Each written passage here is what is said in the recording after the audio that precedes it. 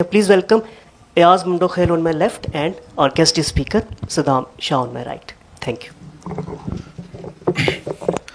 बिस्मिल्लाहिर्रहमानिर्रहीम, अस्सलाम वालेकुम। मुअज़्ज़ज़ हाज़रीन व नाज़रीन, मैं हूँ आपका होस्ट अयाज़ ख़ान और आज हमारे साथ इस सेशन में सिविल सर्विसेज से ताल्लुक़ रखने वाले CSP जनाब शाह साहब तशरीफ़ रखते हैं। शाह साहब के साथ CSS एग्ज़ाम के हवाले से बातचीत करेंगे। चूँकि CSS जो है पाकिस्तान का टॉप कम्पिटिटिव एग्ज़ाम होता है जिसमें हर साल हज़ारों की तादाद में स्टूडेंट्स जो है अपनी सलाहियतों का मुज़ाहरा करते हैं और कंसिक्वेंटली जो कैंडिडेट्स या एस्पेरेंट्स जो कामयाब हो जाते हैं वो पाकिस्तान के टॉप आला सर्विसेज जो डिपार्टमेंट हैं वहाँ पे सर्विसेज देते हैं। तो आज ये सेशन स्पेशली हमने CSS एस्पेरेंट्स के लिए अरेंज किया हुआ है क्योंकि जो CSS एस्पेरेंट्स होते हैं दौरान तैयारी उन्हें मुख्तलिफ चैलेंजेस का सामना होता है, जिस तरह काउंसलिंग है, सब्जेक्ट सिलेक्शन है, टाइम मैनेजमेंट है, सम टाइम फाइनेंस का भी इशू होता है। तो हमने सोचा कि आप लोगों के लिए एक सेशन अरेंज करें। Thank you so much sir कि आपने हमें कीमती वक्त दिया, बहुत शुक्रिया। सेशन शुरू होने से पहले मैं सर सद्दाम शाह साहब के बारे में एक ब्रीफ इंट्रो दे दूंगा। सर सद्दाम शाह साहब का ताल्लुक़ जो है बलूचिस्तान के डिस्ट्रिक्ट ज़िला जोब से हैं। इनिशियल एजुकेशन उन्होंने डिस्ट्रिक्ट जोब और क्वेटा से हासिल की है और later that university of Quaid-e-Azam से डेवलपमेंट एंड स्ट्रेटजिक स्टडीज़ में उन्होंने बैचलर्स किया हुआ है और यूनिवर्सिटी बेस्ट यूनिवर्सिटी कराची से MPhil किया हुआ है। यूनिवर्सिटी ऑफ लाहौर में जो है वो सर्व कर चुके हैं, स्टेट बैंक ऑफ पाकिस्तान में सर्व कर चुके हैं और CSP बनने से पहले वो काउंटर टेररिज्म डिपार्टमेंट में एज ए असिस्टेंट डायरेक्टर के तौर पर काम कर रहे थे और आज हमारी खुशकिस्मती है कि हमारे साथ वो इस सेशन में मौजूद है। सर चूँकि आप इस प्रोसेस से गुज़रे हुए हो, आपने तैयारी भी की दौरान जॉब और आप इस तरफ जो आपका फेवरेट ग्रुप था पेरेंट सर्विसेज में आप आए, अगर आप हमारे CSS एस्पिरेंट के साथ अपनी जर्नी शेयर करें, कौन कौन सी मुश्किलात आपने फेस किए, तैयारी कैसी की? बिस्मिल्लाहिर्रहमानिर्रहीम। मैं बहुत मशकूर हूँ TBH का, and TBH is basically associated with one of very reputable name, Parvez Hood Bhai, very respectable and very close to my heart. He's been my mentor, not only because I'm Qaidian, but also because he has contributed so much in his capacity to this society and this country. So, and I am happy to interact with aspirants whenever I find any opportunity, because I believe कि ये एक मौका होता है जिसमें आप जिन experiences से गुजरे होते हैं, you not only share with other aspirants but also कि ये एक मीनिंगफुल कंट्रीब्यूशन है कि मे बी आपके एक्सपीरियंसेस से किसी को थोड़ा सा फ़ायदा हो, क्योंकि आप एट टाइम्स खुद रियलाइज़ करते हैं ना कि जब आप इन स्ट्रगल से गुजर रहे थे, सो मे बी आपके पास वो गाइडेंस या वो एक्सपीरियंसेस या वो कोई शेयर करने वाले नहीं थे। सो आप उन चैलेंजेस का तो सामना तो कर लेते हैं, बट आप ये भी दिल में सोचते हैं कि शायद अगर इन एक्सपीरियंसेस को कोई आपके साथ शेयर करता तो आपके लिए चीज़ें और आसान हो जाती। सो अगर मैं मुख्तसरन अपनी फिर मैं अयाज साहब का भी मशकूर हूँ, सॉरी, कि उन्होंने ये स्टेप लिया and he connected basically both TBH and myself. So it's a good contribution. The credit goes to you. Thank you.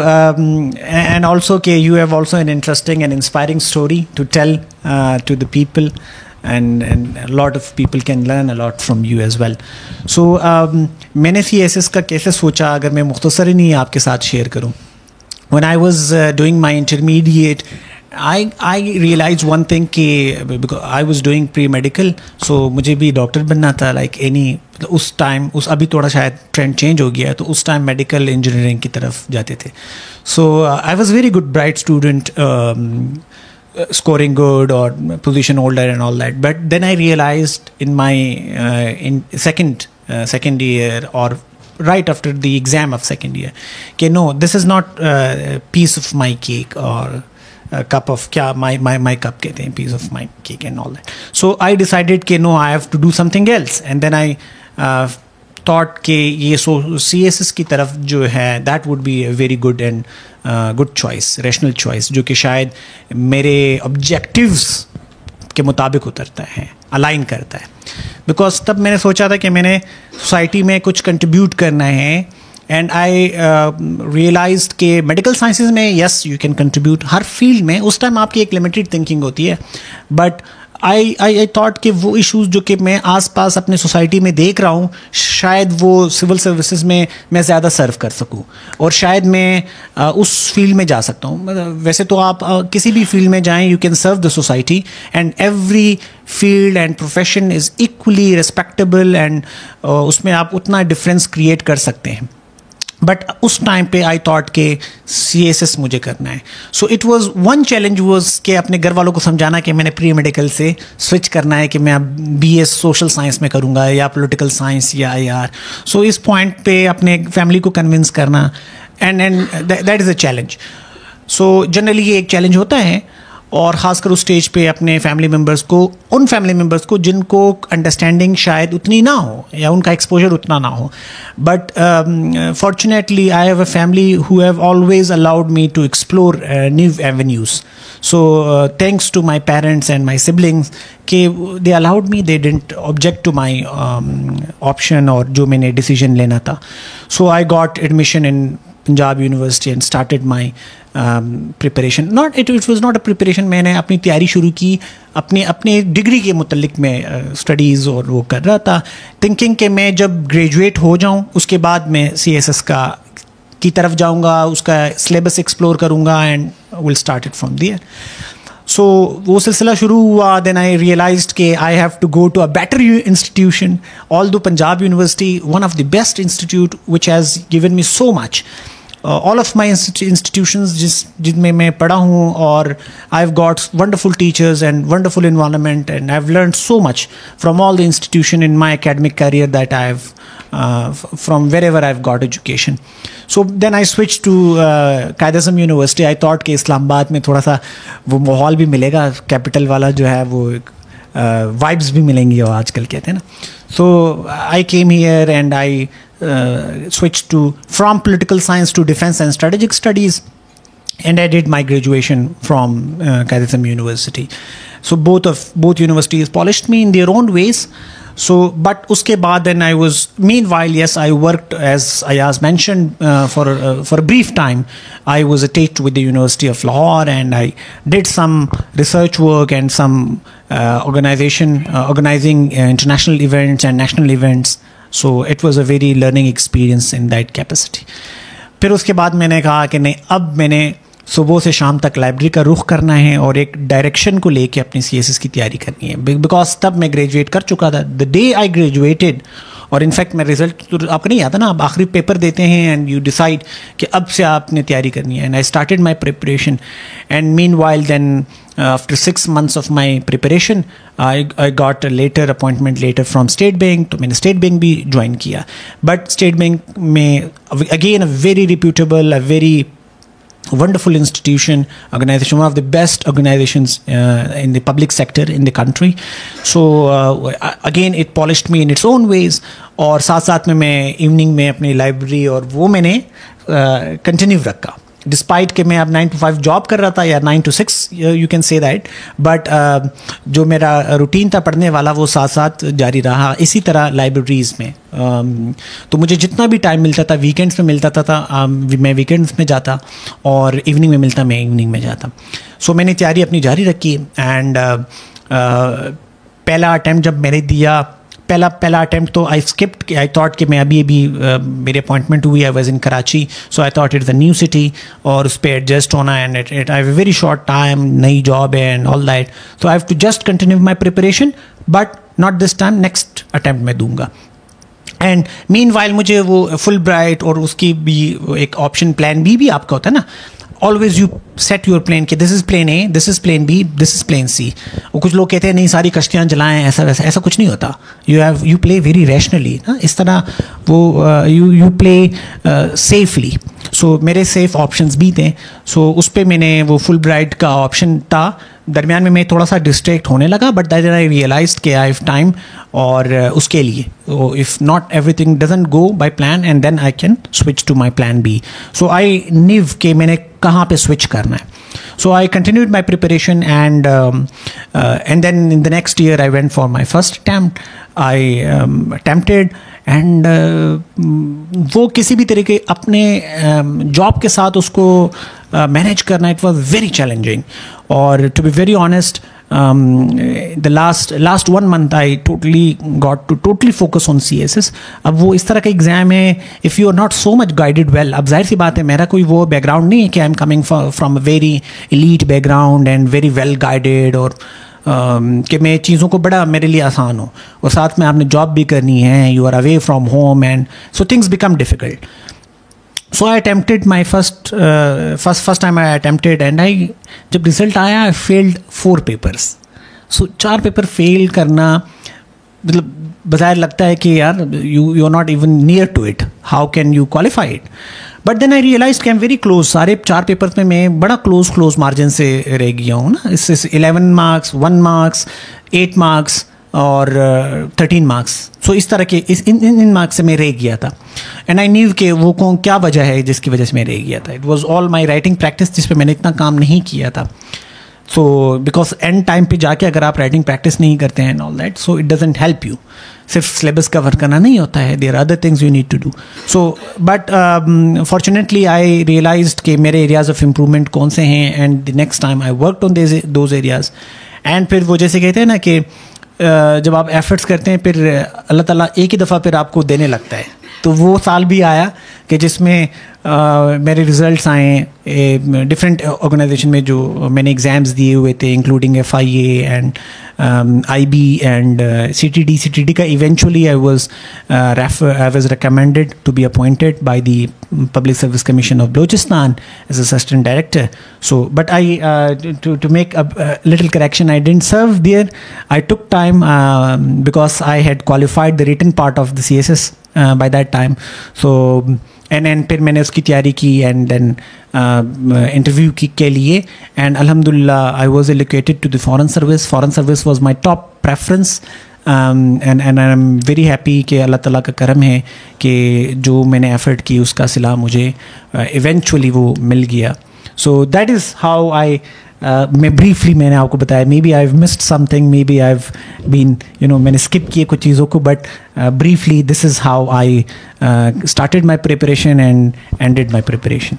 Thank you so much sir. Sir counselling के बारे में अगर आप बताएं, एक CSS एस्पिरेंट के लिए काउंसलिंग कितना ज़रूरी है, क्या रोल अदा करता है? जो CSS एस्पिरेंट्स हैं मोस्टली जो तैयारी करते हैं वो रॉन्ग डायरेक्शन पे होते हैं, सब्जेक्ट सिलेक्शन में गलतियां करते हैं और बहुत सारे. इस बारे में अगर आप एस्पिरेंट्स को गाइड करें. यस अयाज साहब, जो आपने बात की है I 100% agree with you. The reason being is कि देखिए मैं कहता हूँ CSS इज़ अबाउट एक फार्मूला है 595. This is my own formula but this is how it is कि it is 95% your own effort.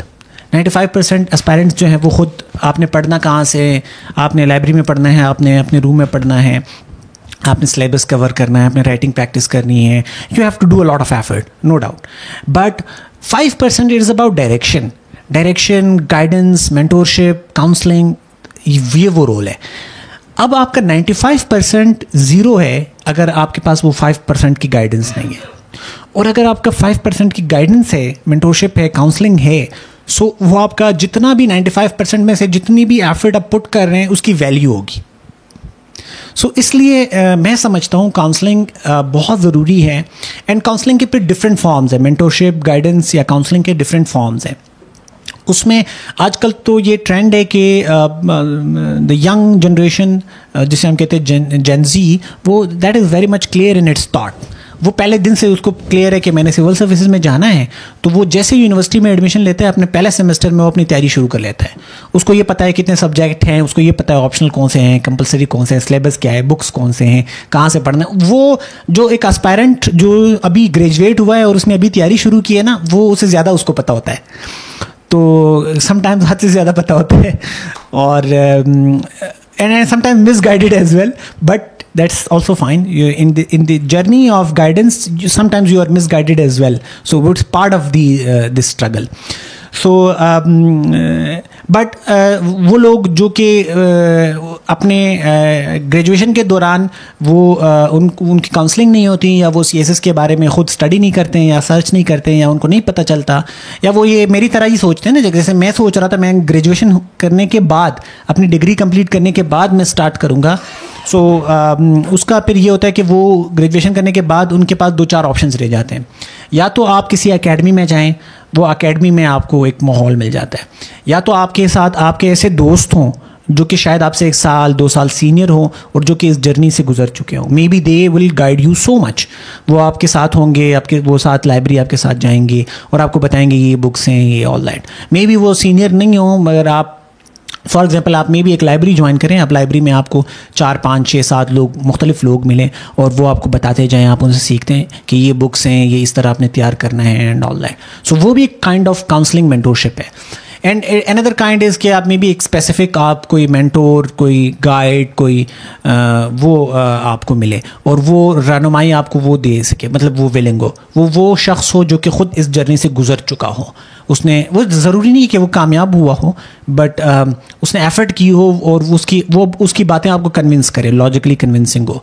सो इस तरह के अगर आपको काउंसल करने वाले, गाइड करने वाले या मेंटोर करने वाले एस्पायरेंट्स को मिलें, सो वो बहुत ज़रूरी है। उससे उनकी, ऐसा नहीं है कि गाइडेंस के बगैर या मेंटरशिप के बगैर आप क्वालिफाई नहीं कर सकते, no you can do, but उसमें आपको शायद खुद एक्सपेरिमेंट्स करने पड़ेंगे। और जो जिसने अब लाजमी बात है, आपने ग्रेजुएशन कर लिया है और अभी आप ख़ुद भी अपने आप से एक्सपेक्ट कर रहे हैं और आपके आसपास लोग भी आपसे एक्सपेक्ट कर रहे हैं कि you start doing something, so it doesn't allow you so much time, कि अब आपके पास टाइम ही लिमिटेड है। You have to be very much directed. If you are not directed you will take more time. So if you can you afford that taking more time? So if you want कि आपकी तैयारी जो है वो directed हो, वो efficient हो, वो स्मार्ट हो, I think the role of counselor, mentor or guide is inevitable and that is very very highly recommended. Thank you sir. Sir Balochistan की पर्सपेक्टिव से सवाल पूछूंगा। बलूचिस्तान में जो CSS पासिंग रेशो है कैंडिडेट्स का as compared to other provinces बहुत कम है। हालांकि बलूचिस्तान के स्टूडेंट्स मेहनत भी ज़्यादा करते हैं, रीडिंग पावर भी अच्छा है, बट खामी कहाँ पे, वजह क्या है? आपके इस बारे में क्या ख्याल है? बिल्कुल, आपने दुरुस्त क्वेश्चन पूछा। मुझे तो एग्जैक्टली स्टैटिस्टिक्स का नहीं पता और आई डोंट थिंक सो कि कोई स्टैटिस्टिक्स अवेलेबल हैं जो कि प्रूव करें कि the passing ratio of the aspirants from Balochistan is lower than the passing ratio of aspirants from other provinces. इस पर मैं कुछ कह नहीं सकता हूँ कि पासिंग रेशो क्यों कम है, कि ख़ासकर क्योंकि I think there is FPSC has not published any such report, but शायद हमारी जनरल ऑब्जर्वेशन ऐसी हो सकती है कि मे बी बलूचिस्तान से या किसी और सूबे से, पसमानदा इलाके से जो ताल्लुक़ रखते हैं, उनमें पासिंग रेशो कम है। उसकी क्या वजह हो सकती है? तो उसकी अगर एक जनरल ऑब्जर्वेशन है तो मेनली तो एक वजह तो मैं जैसे आपको बताया ना कि ओवरऑल पासिंग रेशो CSS में वो कम है। उसकी वजह यही है, कम्पिटिटिव एग्ज़ाम है। सो आपको 2% या 3% लोग ही अल्टीमेटली क्वालिफाई करते हैं। Number of students from Balochistan aspirants already कम होते हैं बेस्ड ऑन पॉपुलेशन और बाकी प्रोविंसेस से। But if there is any ratio या एनी स्टैटिस्टिक्स जो कि प्रूव करते हों कि passing ratio is comparatively lower among the aspirants from Balochistan, तो उसके रीजंस क्या हो सकते हैं, या अगर हमारी जनरल ऑब्जर्वेशन है तो उसके रीजंस क्या हो सकते हैं? नंबर 1, जो कि किसी भी पसमानदा इलाके का एक मसला होता है कि उनको उस तरह की अपॉर्चुनिटीज़ नहीं मिलती जो कि अपॉर्चुनिटीज़ एक ऐसे इलाके में स्टूडेंट्स को, एस्पायरेंट्स को मिलती हैं जहाँ पर सारी चीज़ें हों, फैसिलिटीज़ हों, अच्छे इदारे हों, अच्छे एकेडमीज़ हों, अच्छे पढ़ाने वाले हों, लाइब्रेरीज़ हों। सो वो एक वाज़ेह डिफरेंस है। फॉर एग्ज़ाम्पल एक एस्पायरेंट जो कि जिसने इस्लामाबाद से पढ़ा, जो कि इस्लामाबाद की लाइब्रेरियों में बैठता है, जो कि बहुत अच्छे बैकग्राउंड से है, इंस्टीट्यूशनल एकेडमिक बैकग्राउंड से, तो उसका कंपैरिजन अगर आप एक ऐसे बंदे से करें जो कि, अब आपने सिर्फ ये नहीं देखना कि उसने यूनिवर्सिटी कहाँ से पढ़ी है, आप उसमें मैट्रिक से लेकर, आप क्लास 1 से लेकर फिर हायर एजुकेशन और ग्रेजुएशन तक पूरा देखेंगे। सिर्फ ये ना देखें कि ये दोनों स्टूडेंट आ रहे हैं, ये दोनों स्टूडेंट इंटरनेशनल इस्लामिक यूनिवर्सिटी के हैं या कायद आज़म के हैं या फास्ट के, NDU के, नस्ट के, किसी इंस्टीट्यूशन के। आपने ये भी देखना है ना कि उनका इंटर उन्होंने कहाँ से किया है, मैट्रिक कहाँ से किया है, और स्टार्ट स्कूलिंग प्राइमरी एजुकेशन कहाँ से। फिर आप उस पर कंपेरिजन करेंगे ना कि उसको क्या अपॉर्चुनिटी मिली है और उसको क्या अपॉर्चुनिटी मिली है। सो एक तो ये एक डिफरेंस रहा है। सेकंड जो है वो आपका डिपेंड करता है आपका सोशो इकोनॉमिक बैकग्राउंड। आप एक शख्स जो कि एक एफ्लुएंट बैकग्राउंड से है, उसके अपॉर्चुनिटीज़ आप cannot compare with someone who doesn't comes from a very humble background, तो वो उसके वो डिफरेंट है। थर्ड, आपका फैमिली बैकग्राउंड, आपके फैमिली में कितने लोग आपसे पहले पढ़े लिखे हैं, कितने लोग जो है वो इस जर्नी से गो थ्रू उन्होंने किया, या आपके रिलेटिव्स में या नियर एंड डियर वंस में, आपके फैमिली फ्रेंड्स में। सो वो भी एक वो है ना, आप देखते हैं कि आपके अगर नियर एंड डियर वंस में ऐसे लोग हैं जो कि सिविल सर्विसेज में हैं, जो कि इस प्रोसेस से गुजरे हैं, सो आप ज़्यादा इंस्पायर भी होते हैं, आपको ज़्यादा कुछ पता भी होता है। एक वो शख्स है जो कि उस बैकग्राउंड से जहाँ पर उसके नियर एंड डियर वंस जो हैं वो सिविल सर्विसेज का पार्ट नहीं रहे हैं या उनको नहीं पता, तो वो पहले लोग होते हैं अपने फर्स्ट जनरेशन। बलूचिस्तान से अक्सर लोग जो है ना, अक्सर as far as I know, अक्सर लोग जो है उनका फर्स्ट जनरेशन होते हैं जो कि यूनिवर्सिटीज़ में जाते हैं, रेगुलर यूनिवर्सिटीज़ करते हैं। तो ये एक जनरल ऑब्जर्वेशन है, you can just find it statistically and that can be a very strong evidence. So ये एक वो है कि एक जगह पे अपॉर्चुनिटीज़ कम है, एक जगह पे, but what the government does, government जो है वो स्पेशल जैसे CSS का एग्ज़ाम हुआ, so it gives a leverage to those people who come from a disadvantaged background. तो वो that was for either for Balochistan और सिंध और ख़ासकर वो इलाके जहाँ पर इतने लोग नहीं बाहर आते हैं। सो गवर्नमेंट तो वो एक लिहाज से कर रही है, बट ओवरऑल जो एजुकेशनल डिस्पैरिटीज़ हैं या सोशो इकोनॉमिक डिस्पैरिटीज़ हैं, वो एक प्रॉब्लम है जो कि अल्टीमेटली इन बाकी चीज़ों को भी अफेक्ट करता है, but also affects the passing ratio among aspirants from different regions. So ये एक इशू है, एंड आई थिंक गवर्नमेंट अपने लेवल पे उसको देखती है, बट एस्पायरेंट्स जो है वो अपने लेवल पे चीज़ों को देखते हैं। सो या बहुत शुक्रिया सर। सर एकेडमी के हवाले से बात करना चाहूँगा। एकेडमी जो है एक CSS एस्पिरेंट, यानी जब वो CSS की तैयारी करते हैं, क्या रोल अदा करती हैं? वेस्टेज, कुछ लोगों का ये इस बारे में ये ओपिनियन है कि ये वेस्टेज ऑफ टाइम है, वेस्टेज ऑफ मनी है। कुछ कहते हैं कि नहीं, अगर आपने एकेडमी नहीं पढ़ी है तो आप CSS क्वालिफाई नहीं कर सकते, चूँकि आप इस सारे प्रोसेस से गुजरे हुए हों। तो इस बारे में अगर एस्पिरेंट्स को बताएं। बिल्कुल, ये आपका सवाल बहुत दुरुस्त भी है और ये तकरीबन हर एस्पायरेंट्स से मुंसलिक भी है। मेरी जो राय है नाकिस, मैं पहले ये समझता था कि एकेडमीज़ जो है वाकई में ये पैसा मेकिंग इंडस्ट्री है, एंड वो जैसे ना आप स्टूडेंट लेवल पे जो इंसान जैसे सोचता है और and all that, but later on I realise one thing. देखिए एक ऐसा एस्पायरेंट है, अच्छा पहले मैं ये कहूँ कि आप एकेडमीज़ के बगैर क्वालिफाई कर सकते हैं, उसमें कोई शक नहीं है, ठीक है, हाँ यस कर सकते हैं, पॉसिबिलिटी है। अब एक वो बंदा जिसको मैंने जैसे आपको कहा, उसने अपने ग्रेजुएशन के टाइम पे CSS का ना सोचा था, ना कोई फाइंड आउट किया था कि CSS क्या है। उसने 4 साल जो है ना वो यूनिवर्सिटी में, ठीक है, अपनी डिग्री में उसने एफर्ट पुट की, बट CSS से रिलेटेड उसने कुछ नहीं किया। ओके, सेकेंडली उसका कोई मेंटोर नहीं है, कोई गाइड नहीं है, उसको ये नहीं पता मुझे क्या पढ़ना है, कहाँ से पढ़ना है, तैयारी कैसे करनी है, एग्ज़ाम पैटर्न क्या है, और वो फ़ौरन आके बैठ के लाइब्रेरी जा रहा है या अपने रूम में बैठ के तैयारी कर रहा है। अब उसके पास कुछ नहीं है ना, तो ना गाइड है, ना मेंटोर है, ना काउंसलिंग है, ना उसको नो हाउ है कि इस एग्ज़ाम को मैं कैसे तैयार करूँ, how should I approach it. So वो तो उसके, अब वही शख्स अगर उठ के एकेडमी जाए और एकेडमी में उसको मेंटोर्स भी मिले, पढ़ाने वाले भी मिले, एग्जैक्टली जो सब्जेक्ट रखने हैं उसको वही सब्जेक्ट पढ़ाने वाले मिले, वो उसको बताएं कि आपने सब्जेक्ट की सिलेक्शन कैसे करनी है। हज़ारों सवाल होते हैं जब कोई ताज़ा सिविल सर्वेंट का एस्पायरेंट होता है। सम ऑफ़ यू जो कि आप एस्पायरेंट्स हैं या रहे होंगे, आपको अगर आप अपनी जर्नी याद दिलाएं तो शुरू में आपके जहन में कितने सवाल आते कि ये होता क्या है, इसमें ग्रुप्स कौन से हैं, इसका फ़ायदा क्या है, इसके सब्जेक्ट्स कौन से, कितने सवालात होते हैं ना। वो सारे सवालात अगर आप एकेडमी लेके जाएं, 1 बाय 1 आपके सवाल हल हो जाते हैं, क्योंकि एकेडमी आपको एक प्लेटफॉर्म दे रही होती है। एकेडमी, अच्छा फिर ये भी है ना, कुछ लोग बहुत ज़्यादा ओवर एक्सपेक्ट करने लगते हैं। मैंने 16 साल जो है वो कुछ भी नहीं किया, वो सारा आपने वेस्ट किया, और मैं समझता हूँ एकेडमी मुझे ऐसे ग्रूम करा के और मुझसे CSS पास कराए, ऐसा तो नहीं होता ना। 95% एफर्ट तो आपकी ही है, वो फिर उसमें बहुत सारे फैक्टर्स हैं, आपका एकेडमिक बैकग्राउंड, आपका पिक पावर, आप कितना टाइम देते हैं, आप कितने डेडिकेटेड हैं, आप कितने डिसिप्लिन्ड हैं, आपके डिफरेंट बाकी सॉफ्ट स्किल्स क्या है, सो वो सारी, एंड इवेंचुअली समाउ आपका लक कितना अच्छा है, सो वो सारी चीज़ें भी मैटर करती हैं। अब एकेडमी में हर आने वाला तो पास नहीं होगा ना, ये तो इट गोज़ विदाउट सेइंग, मगर एक ऐसा शख्स जिसमें कैपेबिलिटी है और उसको वो गाइडेंस, वो मेंटोरशिप नहीं मिला हुआ, मे बी एकेडमी जाके उसको वो मिले। एकेडमी में क्या कितनी फ़ीस है, अगर आपने ग्रेजुएशन अगर आपने कर लिया है, so at least I would say कि you are not from a very that much poor background. ठीक है, आप हम्बल बैकग्राउंड से, मिडिल क्लास से हैं, I am also from a humble background, but you can afford education to some extent ना।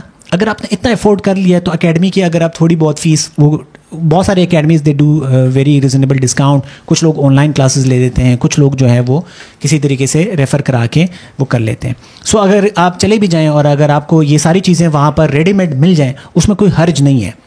But अगर आप समझते हैं कि आप एकेडमी के बगैर, आपके पास गाइड है, मेंटोर हैं, और आपको नो हाउ है, आप लाइब्रेरी जाते हैं, you know each and everything, so I think you can go and that will be very good.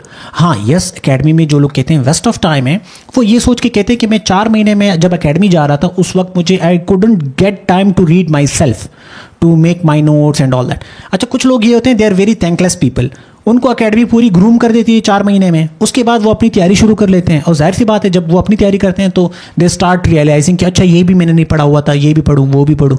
वो भूल जाता है कि जब मैंने स्टार्ट किया था मैं ज़ीरो था। We are very thankless people, to be honest. हम वो फिर भूल जाते हैं, हम नाशुक्रे पे होते हैं ना एकदम से।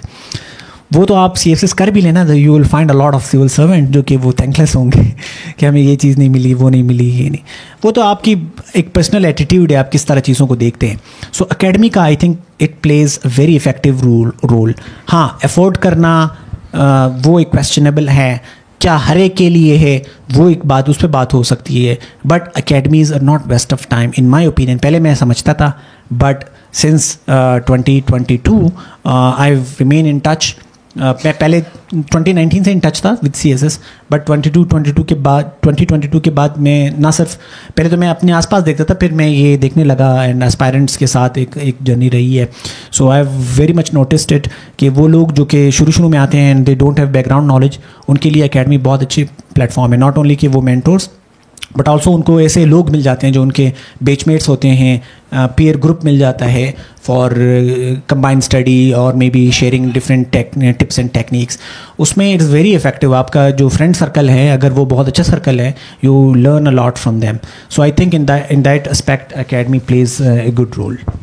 Thank you sir. Subject selection की बात अगर करें, CSS में सब्जेक्ट सिलेक्शन का जो मरहला होता है वो बहुत अहम होता है, और मोस्टली कैंडिडेट जो है वो मिस्टेक्स करते हैं। वो ऐसी सब्जेक्ट्स का इंतखाब करते हैं जो लो स्कोरिंग हो, जिसमें स्कोर्स अच्छे नहीं आते हैं। एक तो काउंसलिंग का मसला है जिस पर आपने पहले भी बात की। तो सर, आपने सब्जेक्ट सिलेक्शन कैसे किए, ये तजुर्बा अगर आप हमारे साथ शेयर करें और ये मशवरा भी साथ दें कि सब्जेक्ट सिलेक्शन कैसे करना चाहिए। Thank you, again very relevant question. मैं पहले वाले सवाल पे भी एक आध पॉइंट मैं समझता हूँ उस पर भी ऐड करूँ, and then I will come to subject selection in the CSS, जो कि ऑप्शनल सब्जेक्ट सिलेक्शन की बात हो रही है। मैंने खुद भी अपनी जर्नी में ना, because I was not attach to academy, so and मुझे एक टाइम पे ना अपने एक भाई ने, उन्होंने मुझे कहा कि ये फ़ीस लो और जाके एकेडमी में ले लो admission, and so that you can get the guidance. I told him कि नहीं, अभी टाइम है, मैं फिर बाद में लूँगा। वो जो उन्होंने मुझे पैसे दिए थे, मैंने कहा मैं ऐसे मोबाइल फ़ोन ले लेता हूँ। So I can recall it. So but then I realise कि मेरी जर्नी क्यों इतनी लेंथी हो गई। मतलब मैं 2019 में ग्रेजुएट हो गया, 2022 में जाके मैं क्वालिफाई कर रहा हूँ।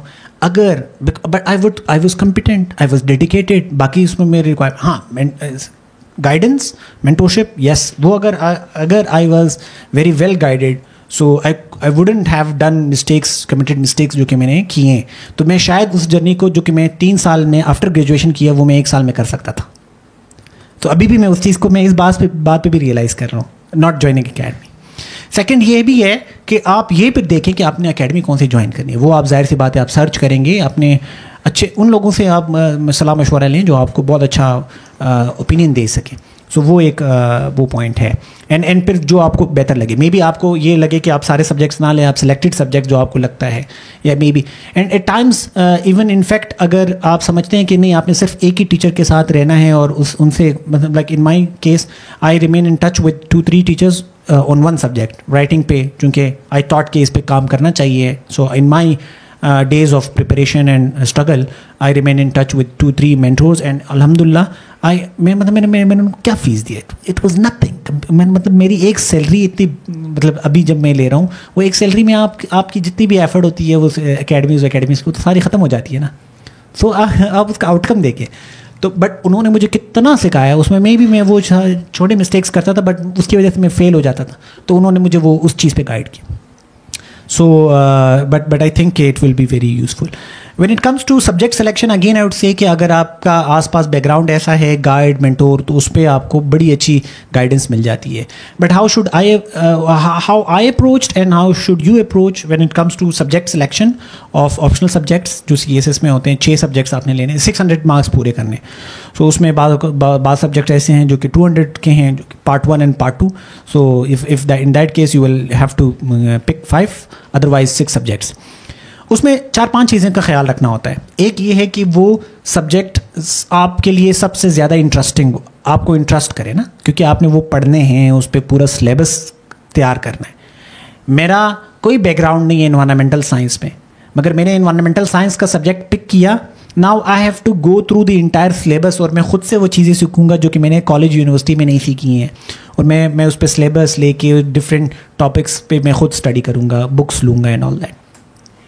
सो आप वो सब्जेक्ट लें जिस पे फिर आप जब काम करें ना आपको अच्छा भी लगे, आप पे ये बोझ ना बने कि ये फिर क्या है, ये खुश्क सब्जेक्ट है उनमें, क्योंकि आप 12 सब्जेक्ट आपने तैयार करने हैं ना। It is not an easy task और लिमिटेड टाइम में। तो एक द फर्स्ट फैक्टर इज़ कि कौन सा सब्जेक्ट जो आपको लगे कि ये इंटरेस्टिंग है आपके लिए। हो सकता है आपके लिए ज्योग्राफी बहुत इंटरेस्टिंग हो, मेरे लिए वो बहुत बोरिंग सब्जेक्ट हो। आपके लिए फ़िलासफ़ी बहुत इंटरेस्टिंग हो, मेरे लिए साइकोलॉजी बहुत इंटरेस्टिंग हो। So that varies from person to person.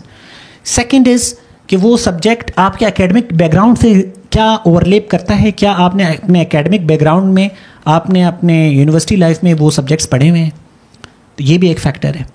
Third, फिर आप ये देखें आपकी कंपिटेंसी क्या है उस सब्जेक्ट में, क्या आप कैपेबल हैं उस सब्जेक्ट को अंडरस्टैंड करने में। वो ज़्यादा मुश्किल तो नहीं लग रहा आपको, आपका बैकग्राउंड सोशल साइंसेज से और आपका मैंने फिजिक्स लेना है, दैट्स नॉट पॉसिबल ना। तो वो एक देखना होता है। फोर्थ, वो सब्जेक्ट बाकी सब्जेक्ट के साथ ओवरलेप कर रहा है या नहीं, आप खासकर आपके कंपलसरी सब्जेक्ट के साथ, कि क्या ये सब्जेक्ट मैं पढ़ूंगा तो मुझे दूसरे सब्जेक्ट में भी हेल्प करेगा या नहीं, ये एक फैक्टर देखना है।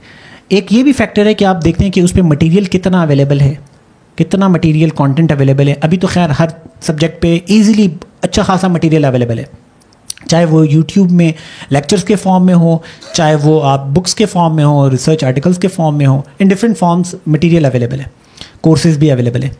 एंड फिर आप ये भी देखते हैं कि मटीरियल भी अवेलेबल है, सिलेबस कितना है, ज़्यादा तो नहीं है, ज़्यादा वसी है, उसके नंबर 100 हैं, तो वो आपके लिए एक मसला होगा। आप कहेंगे कि मैं वो सब्जेक्ट लूँ जिसका सिलेबस भी थोड़ा सा शॉर्ट हो, क्योंकि आपने बाकी सब्जेक्ट भी कवर करने, you being rational aspirant, so you go for subject जिसका सिलेबस थोड़ा सा लिमिटेड हो, जिसको आप कवर कर सकें।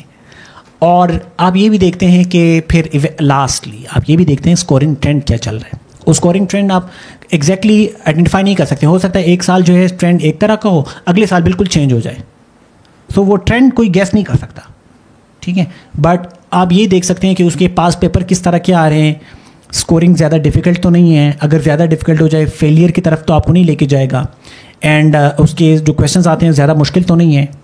जैसे कुछ सब्जेक्ट्स के क्वेश्चंस बहुत मुश्किल होते हैं, आप ये एक्सपेक्ट नहीं कर सकते ना कि एक बंदा जिसने सिर्फ एक सब्जेक्ट के लिए के तौर पर रखा हो, उसका कोई एकेडमिक बैकग्राउंड नहीं है, वो उसको कर सके। वो होता 100 नंबर का है, मगर उसके लिए अप्रोच एक कम से कम उस सब्जेक्ट में आपने मास्टर किया हो, तभी आप उसको अच्छा स्कोर कर पाएंगे, या वो क्वेश्चन पेपर इस तरह का आता है। सो ये भी एक फैक्टर देखना होता है। बट इवेंचुअली जो आम लोगों में है वो स्कोरिंग ट्रेंड है कि अच्छा ये साल जो है स्कोर कम आ गया है, पिछले साल भी कम आया था, तो ये सब्जेक्ट नहीं लेना। उसकी वजह शायद ये भी है कि जब एक सब्जेक्ट बहुत सारे स्टूडेंट्स एस्पायरेंट्स ले लेते हैं तो वो ऑटोमेटिकली उसमें कंपटीशन का रेशो बढ़ जाता है, उसमें आपको मार्क स्कोर हायर स्कोर करने की टेंडेंसी कम हो जाती है। और ऑप्शनल सब्जेक्ट जब आप लेते हैं ना तो आप ये सोच के लेते हैं कि मैंने इसमें स्कोर करना है. कंपलसरी आपने क्वालिफाई करना है, इसमें आपने हायर स्कोर करना है so that you are allocated and allocated in the group और service of your own choice, जो आपकी प्रेफरेंस है. सो देयरफॉर ऑप्शनल सब्जेक्ट को सेलेक्ट करना is very tricky and very I think is very critical, क्योंकि it decides a lot of things. So मेरे ख्याल में मैं तो ये सजेस्ट करता हूँ कि आप अपने कंपलसरी सब्जेक्ट से शुरू कर लें, अगर आप बिल्कुल एक ज़ीरो से स्टार्ट कर रहे हैं. फिर आप सोचें कि अच्छा अब जब आहिस्ता आहिस्ता आपको समझ आने लगे ना, फिर एक सब्जेक्ट सेलेक्ट कर लें. फिर वो सब्जेक्ट जब आप ऑप्शनल आप उसके साथ कर रहे हैं, फिर कंपलसरी आपका चल रहा है, फिर आप अगले महीने में चले गए तो आप दूसरा सब्जेक्ट ले लें. एकदम से डिसाइड नहीं करें कि ये 6 सब्जेक्ट आपने लेने हैं. आपने एक सब्जेक्ट सिलेक्शन के लिए उसके पास्ट पेपर्स, सबसे पहले उसका सिलेबस, उसके पास्ट पेपर्स और स्कोरिंग ट्रेंड, ये सारी चीज़ें उस पर आपने रिसर्च करना है. एंड ऑल्सो कि बाकी सब्जेक्ट में क्या है, फिर जाके आप you take time in deciding papers questions, ये जो सब्जेक्ट्स हैं. सो आई वुड सजेस्ट कि आप लोग टाइम लें उन सब्जेक्ट्स को सेलेक्ट करने में. शुक्रिया सर. सर एक कैंडिडेट्स वो होते हैं जिनके पास बहुत सारे प्लेटफॉर्म्स होते हैं, मेंटोर्स होते हैं, वो एकेडमी को भी अफोर्ड कर सकते हैं. एक वो स्टूडेंट्स है जो कि कैपेबल भी है लेकिन इनके पास ये रिसोर्सेज नहीं है. तो ऐसे कैंडिडेट्स को आप क्या सजेस्ट करेंगे, मतलब कोई प्लेटफॉर्म कोई ऐसा? बिल्कुल आपने दुरुस्त सवाल किया. अच्छा, उसमें बहुत सारी चीज़ें मैं जो मेंशन कर रहा हूँ ये मेरी राय है और आप उसे डिसएग्री भी कर सकते हैं, बिकॉज जिस अप्रोच को लेके मैंने क्रैक किया ये एग्ज़ाम, ये सिर्फ एक रास्ता है, इसके 99 रास्ते और भी हैं. So you can have your own ways of doing things provided that कि it is logical, rationally undeniable, और आप उसको रैशनली उसको चैलेंज नहीं कर पाएँ that way. So the question is कि one who doesn't have so much resources and can not afford, so उसको क्या करना चाहिए? I think this age of artificial intelligence, of YouTube, of social media provides you with so much opportunities. I think you can get a lot of information. Just ये है कि आपको फिर ये एफर्ट करनी पड़ेगी कि आपने उस इंफॉर्मेशन में जो आपके लिए यूजफुल है वो निकालना होगा. सो content is, there is so much content, deluge of information in this age of, बहुत ज़्यादा इतना है कि वो हम कहते हैं डिलीज ऑफ इंफॉर्मेशन है. बट आपने वो देखना है कि आपके लिए कौन सा ज़्यादा जो आपको सही लगे आपने वो पिक करना है. So you can get a lot of guidance. जिन्होंने सिविल सर्विसेज के एग्जाम्स दिए हैं, क्वालिफाई किए हैं, they share a lot of their stories. So you get to जो नो हाउ है सब्जेक्ट कैसे लेना है, कौन से सब्जेक्ट किस तरह है, इस पर सारे यूट्यूब पे वीडियोज़ पड़े हुए हैं. सो जिसके पास कुछ भी नहीं है ना, यूट्यूब का एक्सेस है, वो कर सकता है. अब आप कहें कि जिसके पास यूट्यूब का एक्सेस भी नहीं है, मोबाइल का एक्सेस भी नहीं है, तो अब ऐसा बंदा भी अगर इस ज़माने में एग्जिस्ट करता है ना, तो मेरे ख्याल में वो that is very unfair to say. I mean that is the least that you have phone and internet का एक्सेस हो. हाँ, येस, देयर आर प्लेसेस जहाँ पे इंटरनेट के इशूज़ हैं. I understand this in our country. We do not afford luxury in every way, in every part of the country. But I think थोड़ा बहुत yes, ये एक वो तो है कि कुछ चीज़ें तो आपके पास होनी चाहिए ना, इतना तो आप अफोर्ड कर सके. अदरवाइज़ फिर वो बड़ा मुश्किल हो जाएगा. फिर आपने आपको ना खामखा में वो, देयर आर पीपल जो कि बहुत, मैं अच्छा ये भी एक बात है कि एज पेरेंट्स हैं, दे आर वेरी मच, यानी मैं उनको डिस्करेज नहीं करूँगा, बट वो अपना टाइम ज़ाया करेंगे. जो बिल्कुल ज़ीरो से स्टार्ट कर रहा है, जिसको लिखना भी नहीं आ रहा, और वो ग्रेजुएशन के बाद कह रहा है कि मैं CSS करूँगा. मतलब इतना वो नहीं है कि मतलब आपने 16 साल कुछ नहीं किया, मतलब आप बिल्कुल ज़ीरो है, बिल्कुल zero. I have seen such as parents. So वो उनको मैं कभी रिकमेंड नहीं करूँगा कि आप CSS की तैयारी करें. मैंने कहूँगा यू डू समथिंग जो कि ज़्यादा यूज़फुल हो आपके लिए, जिसमें आपका टाइम जो आप इन्वेस्ट करें, एनर्जी, वो आपको कुछ ना कुछ मिले. और सो ये अगर आपके पास ऑनलाइन इंटरनेट की एक्सेस है, ChatGPT, बुक्स हैं, बुक्स, रिव्यूड बुक्स हैं, लेक्चर्स पढ़े हुए हैं यूट्यूब पे, और इवन इनफैक्ट बहुत इतने बेहतरीन लेक्चर्स हैं. जैसे वर्चुअल यूनिवर्सिटी के लेक्चर्स 2005-06 में रिकॉर्ड हुए हैं. फिज़िक्स के लेक्चर परवेज़ हुद भाई के हैं, डॉक्टर परवेज़ हुद भाई. सो वो उस ज़माने में वर्चुअल यूनिवर्सिटी की ये थिंकिंग थी. 2006 की बात है जब ऑनलाइन वगैरह, and there was nothing as such. So you have access to very quality material online. तो वो अगर आप सिर्फ वो मटेरियल है you have the device, laptop या मोबाइल फ़ोन, आपके पास गैजेट है, एयरपोड्स हैं या ईयरफोन है, लाइब्रेरी है या आपका अपना रूम है, सिटिंग स्पेस है, और आप बाकी हाँ जैसे आपको शायद प्रिंटर वगैरह ये चाहिए होगा, या आपने डॉक्यूमेंट्स वगैरह प्रिंट करने होंगे क्योंकि हर टाइम आप सॉफ्ट में नहीं पढ़ सकते हैं, सो आपको लिखना है एंड ऑल दैट. सो अगर वो ये चीज़ें भी आपके पास हैं, और library, yes library is good, क्योंकि in library you meet a lot of people. अगर आप मेंटोर अफोर्ड नहीं कर सकते, गाइड अफोर्ड नहीं कर सकते हैं, एकेडमी अफोर्ड नहीं कर सकते, सो लाइब्रेरी में जो लोग हैं वो they are very well experienced. तो किसी से मुझे जो है किसी एक सब्जेक्ट के बारे में पता चलेगा, किसी से दूसरा सब्जेक्ट के बारे में, because we are very socially interactive Pakistanis. This is our plus point. हम चाय पीने भी बाहर आ गए ना, so we get to interact so much and we share our learnings and all that. We are very generous in that regard. So अभी शायद कुछ लोग नहीं करते हों, but generally our people are very generous. So ये अगर आप एकेडमी जा रहे हैं, सो I think you get that platform. और हमारी ज़्यादातर एकेडमीज़ जो हैं वो public academy sorry libraries public libraries हैं, और उसमें इतना ज़्यादा वो कुछ होता भी नहीं है. You can easily afford it.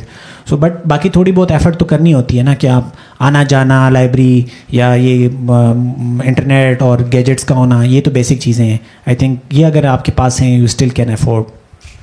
शुक्रिया सर. सर फैमिली सपोर्ट की बात करते हैं, क्योंकि सीएसएस जर्नी एक तवील सफ़र है जिसमें आपको फैमिली सपोर्ट चाहिए, फाइनेंशियल भी, मॉरली भी. लेकिन हमारे यहाँ मोस्टली इस तरह होता है ना कि कैंडिडेट्स को फैमिली सपोर्ट हासिल नहीं होता, हालांकि वो कैपेबल होता है, वो कर भी सकता है, तो उसका जो ये सीएसएस का सफ़र है वो अधूरी रह जाता है. तो ऐसी फैमिलीज़ को आप क्या सजेस्ट करेंगे, ऐसे कैंडिडेट्स को आप क्या सजेस्ट करेंगे अगर उनके पास फैमिली सपोर्ट ना हो, डिस्पाइट दिस वो अपने इस सफ़र को आगे बढ़ाएं? बिल्कुल, ये आपकी बात दुरुस्त है, मगर मैं ये समझता हूँ कि ग्रेजुएशन के बाद अपने फैमिली पे रिलाई करना ये ख़ुद एक बहुत बड़ी नाकामी है. अगर आप ग्रेजुएशन के बाद भी अपने फैमिली पे रिलाई करते हैं ना, that's not a good thing. हमारे यहाँ generally Pakistani society we are very good, अल्हम्दुलिल्लाह. हमारे पेरेंट्स हमें अफोर्ड करते हैं, इवन जब तक हम कुछ ना भी करें ना, तो वो दे अफोर्ड अस. वो कहते हैं ठीक है आप हमारे साथ रहें, बाकी हम कर लेंगे, सूखा होगा जो भी होगा हम मिल के खा लेंगे. बट सो फैमिलीज़ हमारे यहाँ afford they support. But yes उस सेंस में कि आप अगर आप कह रहे हैं कि फैमिली आपको फीसिस भी दे और रहने आप जहाँ अपने शहर से दूर रहें, वहाँ पर आपके हॉस्टल के खाने पीने के अखराजात और आपके ट्रांसपोर्टेशन एंड ऑल दैट वो बियर करें. सो आई थिंक वो डिपेंड करता है फैमिलीज़ टू फैमिली पे.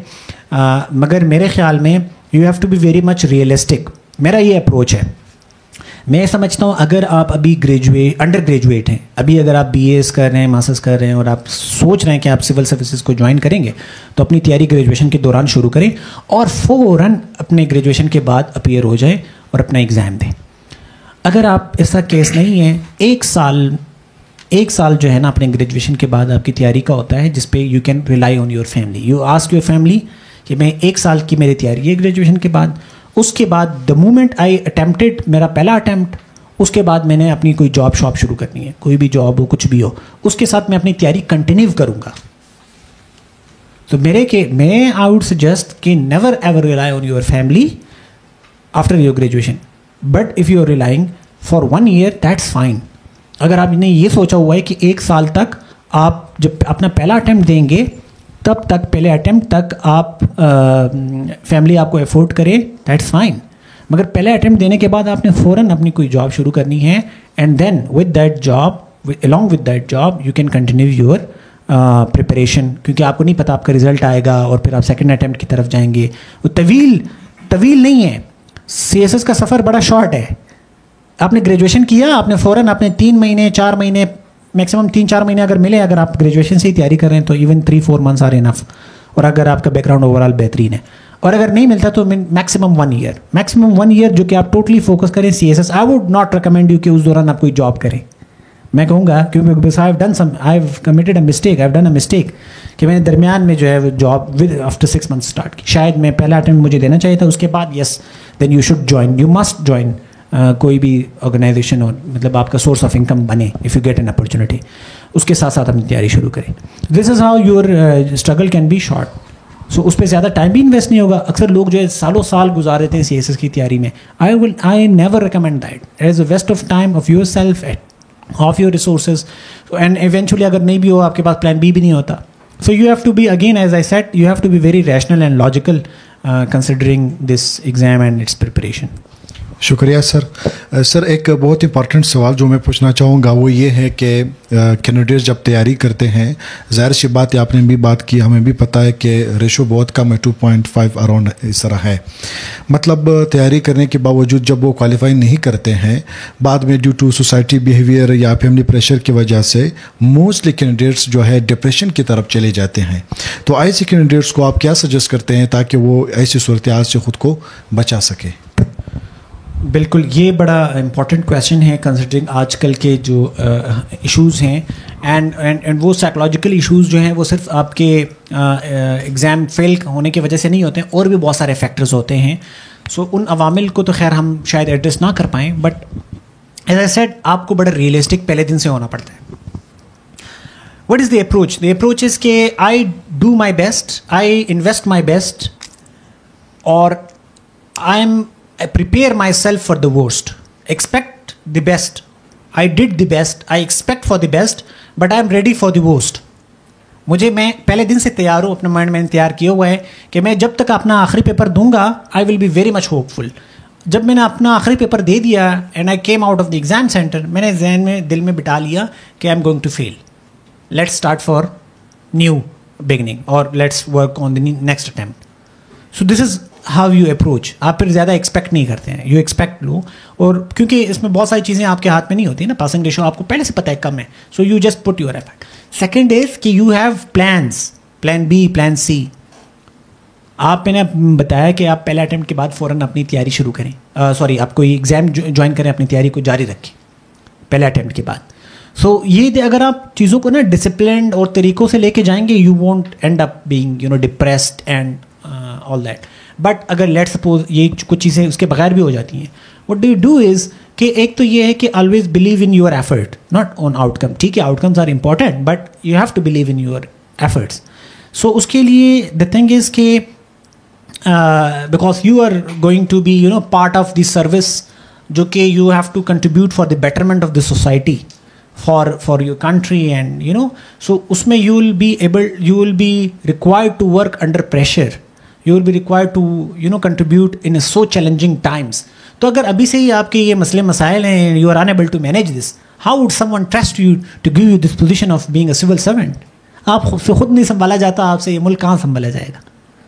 सो वो आप में ये चीज़ें होनी चाहिए कि आप अपने उस तरफ ना लेके जाएं। हाँ, उसके लिए आप करना क्या है, you have to be realistic, you have to be very planned, disciplined, and you have to focus कि आपने आपका डिसिप्लिन आपको ये बताए कि ये टाइम आपका पढ़ने का है, ये टाइम आप थोड़ा सा आउटिंग का है, रिफ्रेशमेंट का है, फिजिकल एक्सरसाइज का है, सोशल लाइफ का है, फैमिली लाइफ का है, वो चीज़ें आप साथ साथ लेके चलेंगी।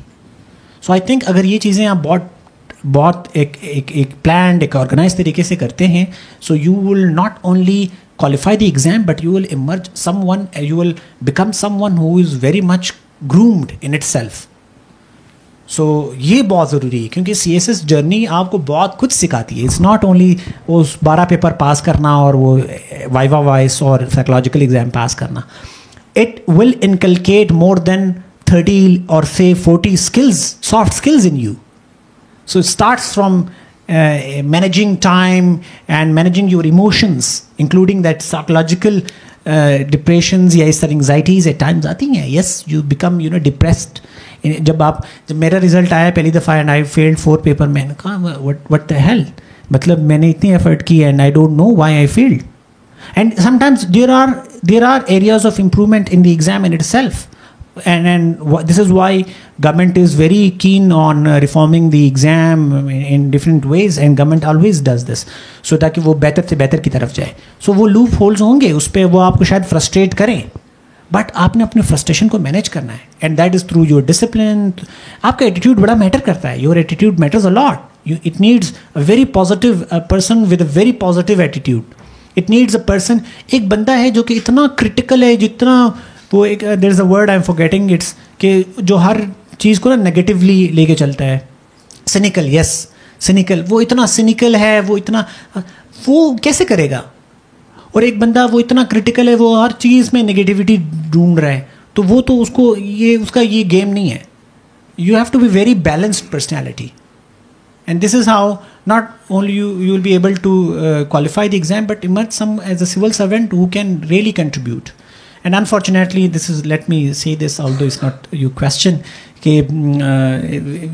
we are getting some people, you know, जो कि शायद they are not so groomed. अगर वो होते हैं, they would have, you know, contributed for this society so much, because it's a very key positions that they are serving.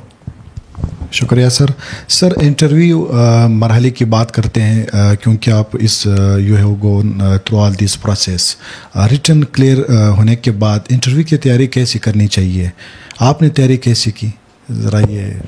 मैंने गलतियों से बहुत कुछ सीखा है, तो मैंने इंटरव्यू के बाद भी गलती की।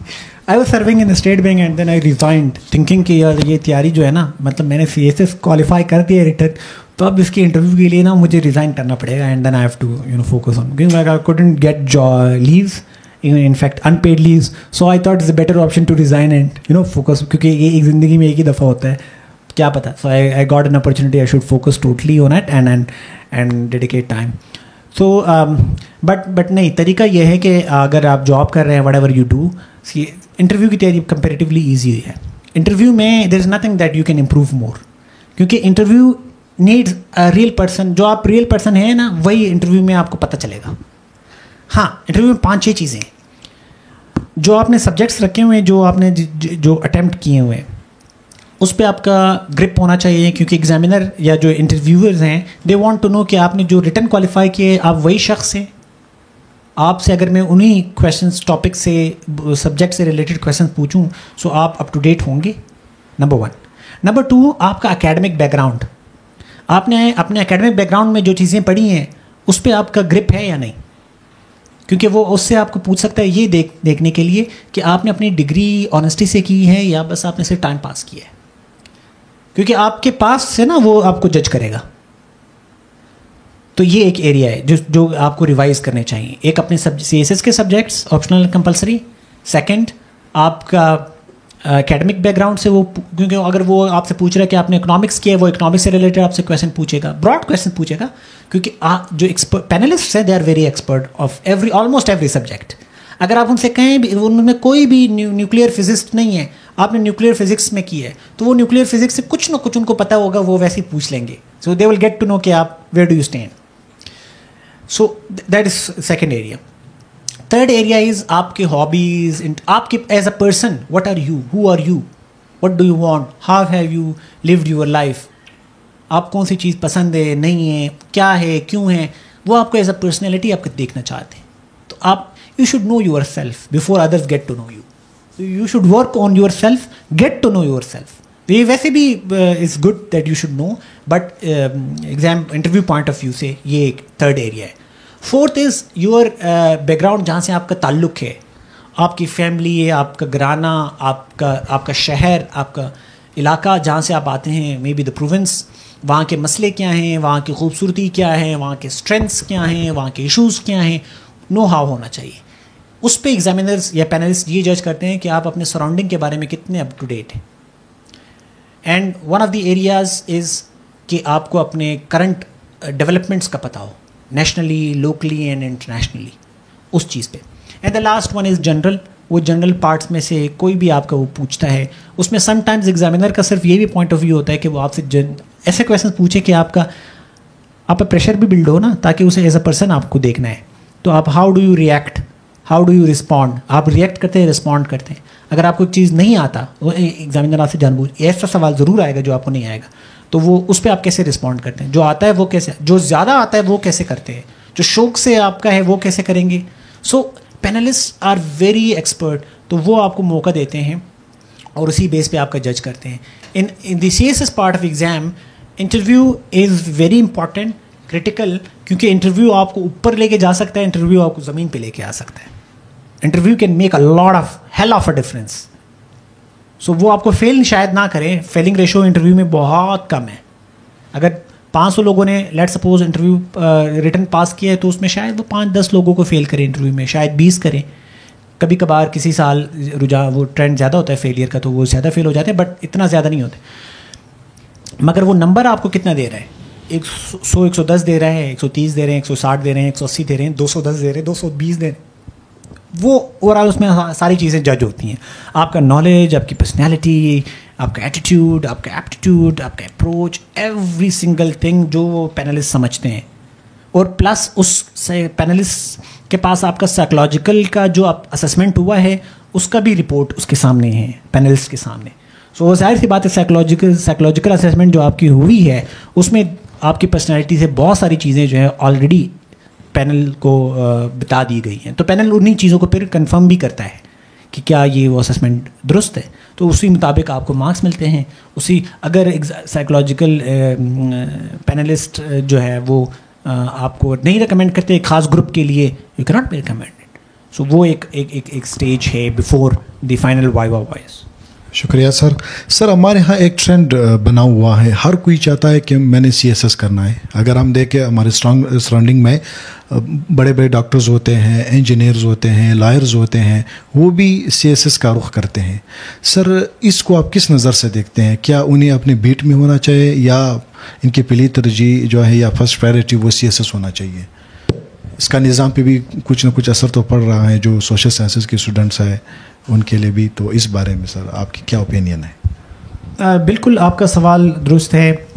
एक तो ये है कि CSS एक एग्ज़ाम है और ये एग्ज़ाम सबके लिए ओपन है, चाहे आपका एकेडमिक बैकग्राउंड जो भी है, बिकॉज गवर्नमेंट वांट्स कि पब्लिक सेक्टर में बेस्ट ऑफ द बेस्ट लोग आएँ।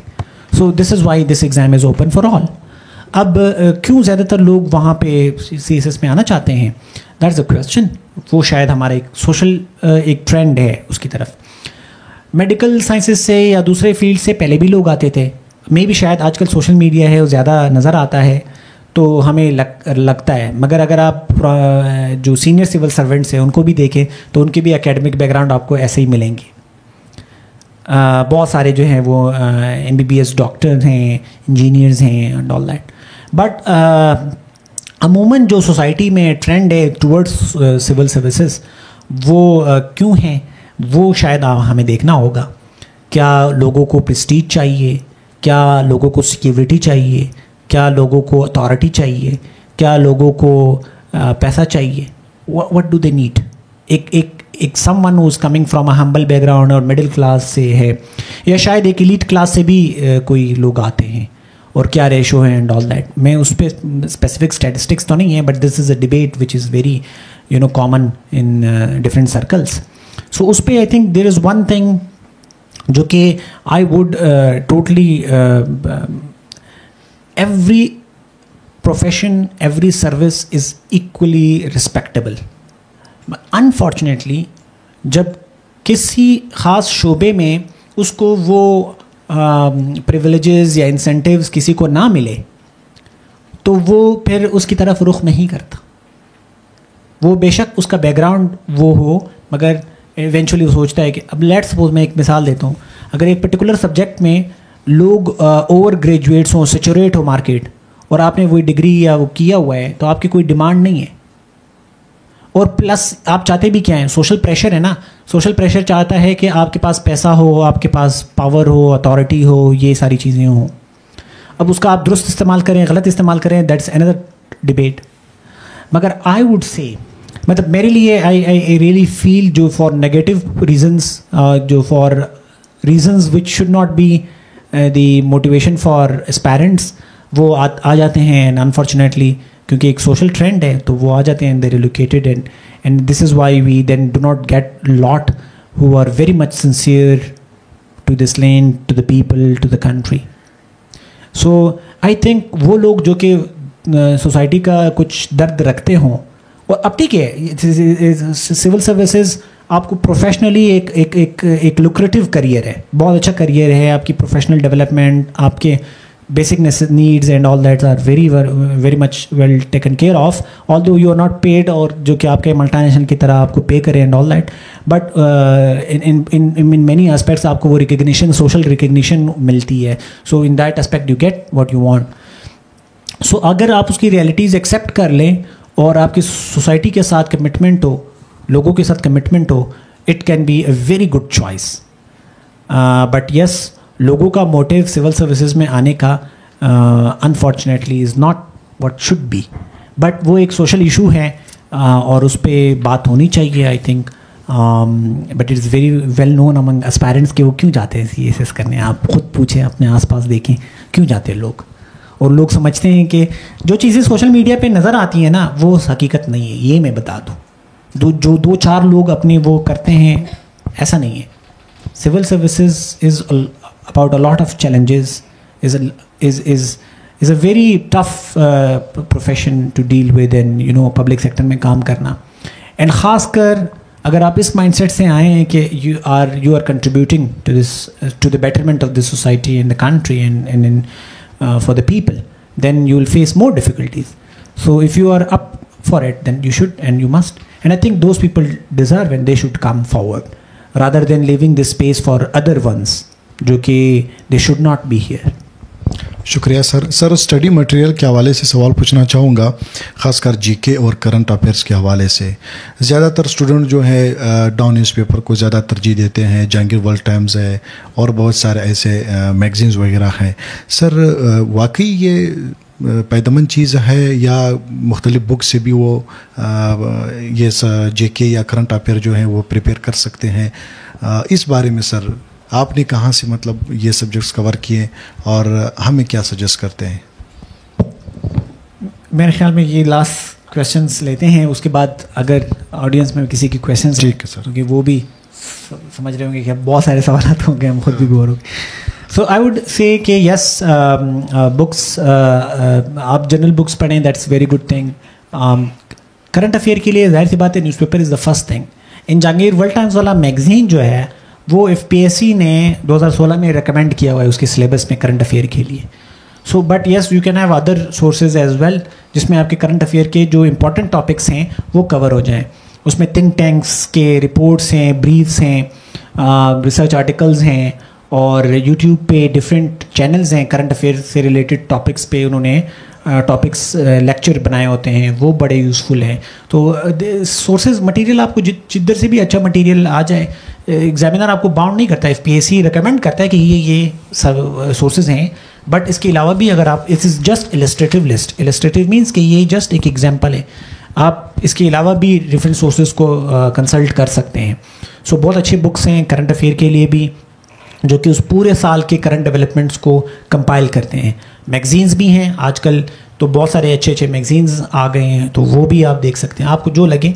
बट ये है कि करंट अफेयर के साथ आपने शुरू दिन से लेकर आखिरी दिन तक इन टच रहना है, not only for current affair के सब्जेक्ट के लिए but for all other subject. अब जैसे पॉलिटिकल साइंस का है, पॉलिटिकल साइंस से रिलेटेड कोई क्वेश्चन करंट अफेयर से रिलेटेड पॉलिटिकल साइंस और करंट अफेयर से रिलेटेड होगा ना. पॉलिटिकल साइंस के सब्जेक्ट में करंट अफेयर से रिलेटेड क्वेश्चन जो कि रिलेट करता है पॉलिटिकल कॉन्सेप्ट्स के साथ. Likewise goes for IR, Islamic studies, may be other subjects, gender studies और इन्वायरमेंटल साइंस, इस तरह के subject. So current affair is very much important subject और ये आपकी थिंकिंग, आपकी नॉलेज, आपका नो हाउ, आपका अप टू डेट होना बड़ा कुछ डिफ़ाइन करता है. सो आप उसके लिए मैगज़ीन कंसल्ट करें, थिंक टैंक्स के रिपोर्ट्स, ब्रीफ्स कंसल्ट करें, यूट्यूब के लेक्चर्स कंसल्ट करें, न्यूज़पेपर डेफिनेटली डेली बेसिस पे वो कंसल्ट करें. इसके अलावा अगर कोई कंपाइल्ड बुक्स है जो उस साल के डेवलपमेंट्स की है वो कंसल्ट करें. That's very much effective I think. बहुत शुक्रिया. अब ऑडियंस की तरफ चलते हैं, एस्पिरेंट्स की. अगर किसी के ज़हन में कोई क्वेश्चन हो तो वो पूछ सकता है सर से. एनी क्वेश्चन, मतलब उस पर कोई वो नहीं है आपके ज़हन में. If you have any question we can discuss. Maybe you have different opinion, you can share it. अस्सलाम वालेकुम sir. I hope most of us are from Balochistan. तो मेरा क्वेश्चन ऑप्शनल सब्जेक्ट्स के बारे में है, specifically speaking from the last group. तो उसमें personally I have done English, I am from English background, English literature, and I have never written Pashto. तो आजकल एक ट्रेंड चल रहा है कि जो नेटिव लैंग्वेज है वो बहुत ज़्यादा स्कोरिंग होता है. तो सर मेरा क्वेश्चन ये है कि if provided the condition that I can not right Pashto, so should I choose this language, this subject? बिल्कुल आपका क्वेश्चन जो है वेरी मच रेलेवेंट. जनरली जो ये वाला ग्रुप आप बता रहे हैं इसमें लोग पंजाबी, बलोची, पश्तो, सिंधी ये सब्जेक्ट सेलेक्ट करते हैं. बड़े कम लोग सोशियोलॉजी एंड साइकोलॉजी और इस तरह के सब्जेक्ट, फ़िलासफ़ी, वो सब्जेक्ट्स लेते हैं, जर्नलिज्म आई थिंक, ये सारे भी उसी ग्रुप में हैं। सो उसमें पहली बात ये है कि ये लैंग्वेज की वजह से नंबर ज़्यादा नहीं आते हैं, वो उसकी रीजंस डिफरेंट होती हैं। मैंने जब वो सब्जेक्ट लिया, मैंने I opted for language, my mother language. So मैंने वो इसलिए लिया कि पहली बात क्योंकि मुझे अपने लैंग्वेज के बारे में थोड़ा सा जानना था। मुझे I am very good at my national language. So मुझे लिखना पढ़ना वो तो आता है, मगर अपने लैंग्वेज का मुझे नहीं आता था, ना लिखना आता था ना पढ़ना आता था। सो एक तो ये रीज़न था, मैंने कहा अपने लैंग्वेज के बारे में। और सेकंड, आप अपने कल्चर के बारे में, अपने सिविलाइजेशन के बारे में, अपने वैल्यूज़ के बारे में आप जानें। सो अगेन वो लैंग्वेज आपको बड़ा हेल्प करता है, which ever language it is. Second, उसका एक रीज़न ये भी है क्योंकि सिलेबस बड़ा उसका शॉर्ट है। मैंने कहा आप लॉजिकल है ना, आप सोचते हैं। अब जैसे कि पश्तो का कि आपने बात की, उसमें 50 नंबर तो 60 नंबर आपको मुफ्त के मिलते हैं। मतलब उसमें ट्रांसलेशन है ना, 40 नंबर का ट्रांसलेशन है, और ट्रांसलेशन है प्लस ईडियम्स हैं जो कि नॉर्मली किसी भी पश्तो स्पीकिंग को आते हैं। Just you need to understand. And 20 number के एमसीक्यूज़ है, वो आपने कुछ एमसीक्यूज़ 500 एमसीक्यूज़ गो थ्रू किए हैं, you get to know. And 60 number को हो गया।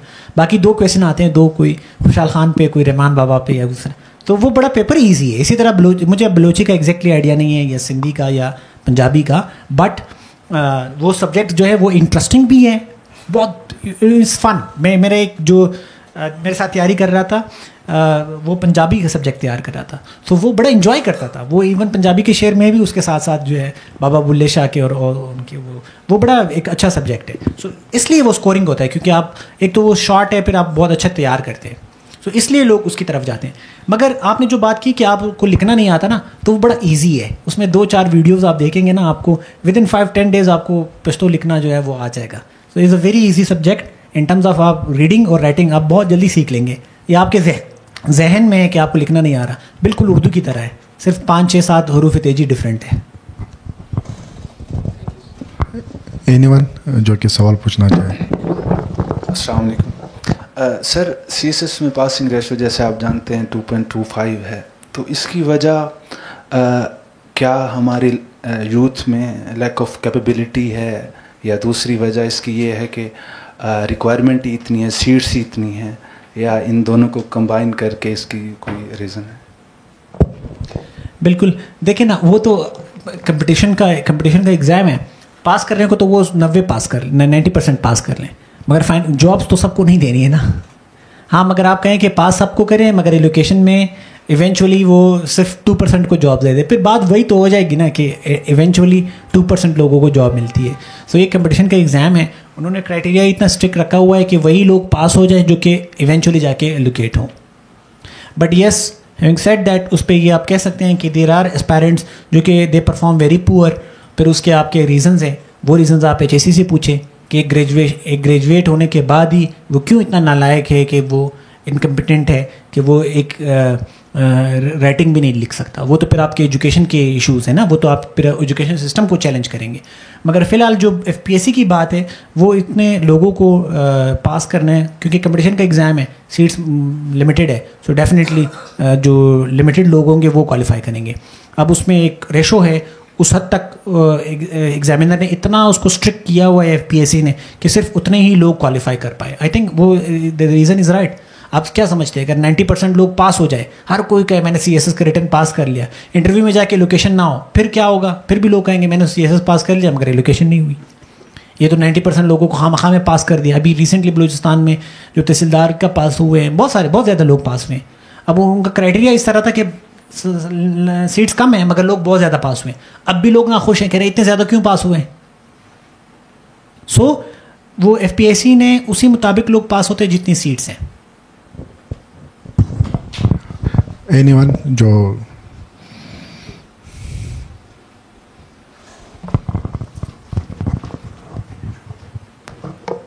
अस्सलाम वालेकुम सर, ये क्वेश्चन डायरेक्टली तो लिंक नहीं है CSS से। मैं BPSC के तहसीलदार के इंटरव्यू के बारे में पूछना चाह रहा था कि क्या चीज़ें मतलब एम्फसाइज़ करना चाहिए कि इंटरव्यू किस तरह तैयार करें, और इतने कैंडिडेट्स पास हुए तो कंसीडरिंग दी र्यूमर्स के भाई पैसे चलेंगे, तो इंटरव्यू तैयार भी करना चाहिए या नहीं, क्योंकि आगे सीएसएस की तैयारी भी कंप्रोमाइज़ होती है किसी तरह। अच्छा, ये जो आपका लास्ट वाला पार्ट है ना, वो is more interesting than the पैसों वाली बात। नहीं, ये पैसों वाली बात जो है ना, ये अगर आप अफोर्ड नहीं कर सकते ना, आप अपने बिलीव करते हैं अपने टैलेंट पे, सो बस उसी पे ही बिलीव करें। फिर रूमर्स हैं, रूमर्स को क्या, कोई आपके पास कोई स्ट्रॉन्ग कोई एविडेंस है तो आप उस पर रिपोर्ट करें। मैं किसी की भी बात कर रहा हूँ, आपकी बात नहीं कर रहा हूँ। So but believe in your own talent and effort and you should go for it. So हाँ, ये तैयारी करने का तरीका, देखिए मैं ये समझता हूँ, मैंने गलती, जो मैंने आपको बताया कि मैंने इंटरव्यू फेज़ में गलती की कि मैंने उसके लिए रिज़ाइन कर दिया। आई थॉट कि यार कोई ये इंटरव्यू की तैयारी इतनी कोई बड़ी चीज़ है कि उसके लिए आप कुछ और ना करें। नहीं, बाकी आपकी इंटरव्यू की तैयारी तो वही आपकी सीएसएस की तैयारी है। ओके, सो वही तैयारी है, इज़ नॉट बिग डिफरेंस। और अपने आप को जानना, अपने आसपास लोगों के बारे में जानना, अपने इलाके के बारे में जानना, जो आपसे क्वेश्चंस होंगे ना, और इस तरह के जो इंटरव्यूज़ हैं उसमें आपने पैनल को जानना है कि पैनल किस तरह के क्वेश्चंस कर रहा है। सो जैसे इंटरव्यू शुरू होंगे या उससे पहले भी आपको पता होता है ना कि ये panel get to know. Thank you. Anyone?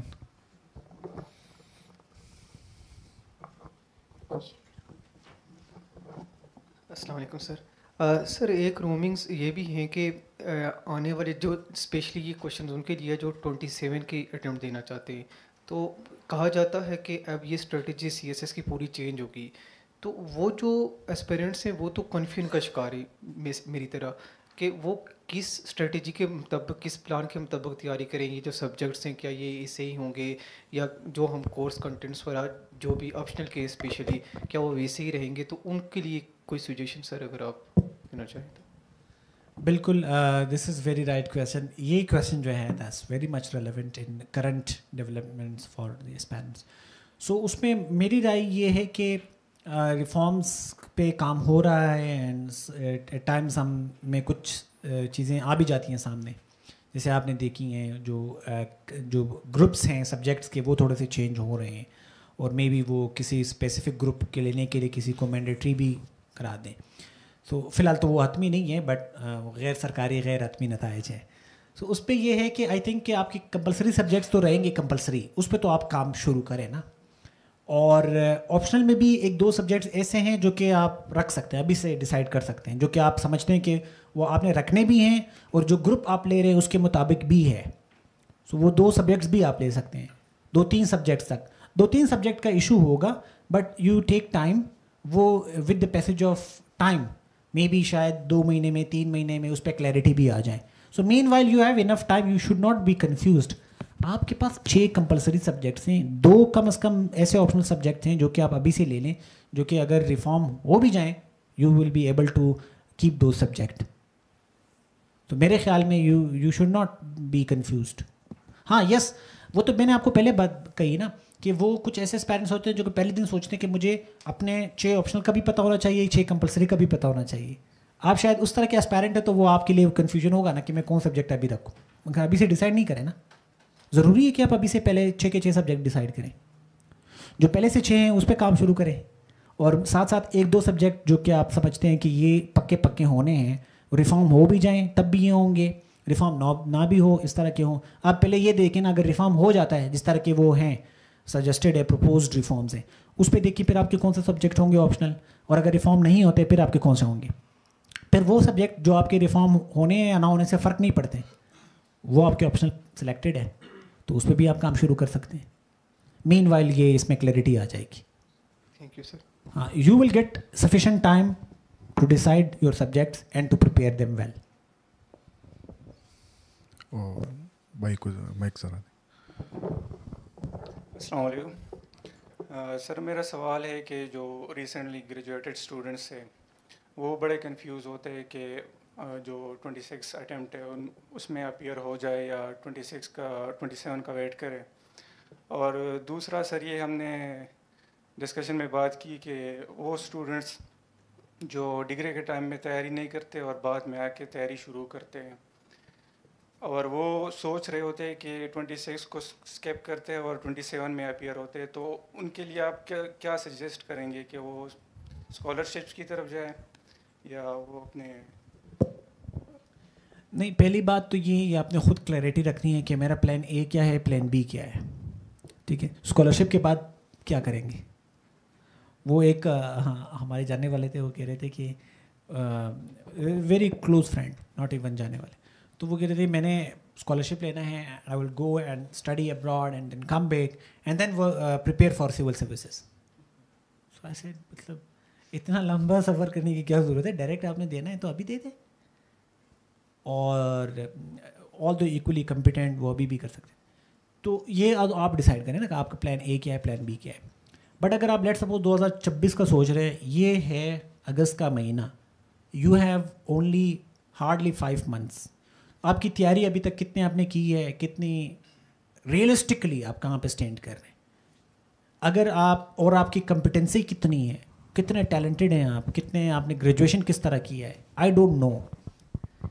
You should ask someone जो कि आपको जानता हो, जो कि आप खुद मतलब इनफैक्ट सबसे ज़्यादा आप खुद अपने आप जानते हैं ना, एंड देन दोज हु आप रियलिस्टिकली सोचें कि मैं फरवरी पहले वीक में तक तैयार हो सकता हूँ या नहीं।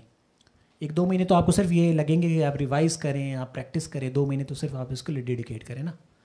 आपने रिवीजन करनी है और राइटिंग प्रैक्टिस करनी है, पास पेपर्स देखने हैं, मॉक्स देखने हैं। So will you be able to do that? अगर नहीं तो आप क्यों अभी दें, फिर नहीं दें, फिर आप प्लान करें कि एक ही दफ़ा आपने देना है। कुछ लोग कहते हैं कि नहीं मैंने अभी देना है, इसलिए देना है कि मैं अपनी पूरी एफर्ट करूँगा कि मैं कंप्लीट भी कर लूँ कोर्स को, ताकि ये मैंने अटैम्प्ट ज़ाया नहीं, मतलब अटैम्प्ट क्या है, ज़ाया हो जाए तो क्या है, 3 अटैम्प्ट है, मैं लाजमी है कि मैं 3 अटैम्प्ट पूरे यूज़ करूँगा। तो आप दें और फिर नेक्स्ट अटैम्प्ट जो है उसके लिए आपकी एक तो तैयारी बेहतर होगी, प्लस आपका एक्सपीरियंस होगा। बट वो उस सूरत में फिर आपने माइंड बनाना है कि मेरा फेलियर हो जाए तो कोई मसला नहीं है, मैंने पहले से माइंड बनाया हुआ है। मगर ये भी नहीं, कुछ लोग ऐसे भी होते हैं कि चलो बस दे देंगे, हो जाएगा तो हो जाएगा, नहीं होगा तो नहीं होगा, ये वाला माइंड भी नहीं है।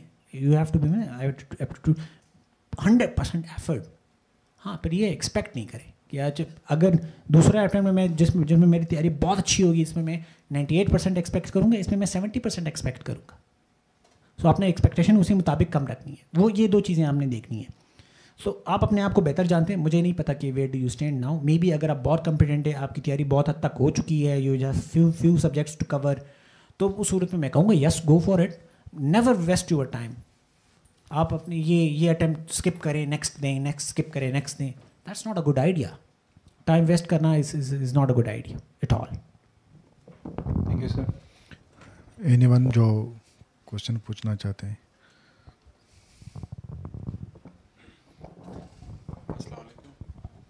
सर क्वेश्चन ये है कि ऐसे के बारे में हमें एकेडमीज़ हर कोई अपना अप्रोच बताता है, हर टीचर की अपनी कोई वो सोच होती है।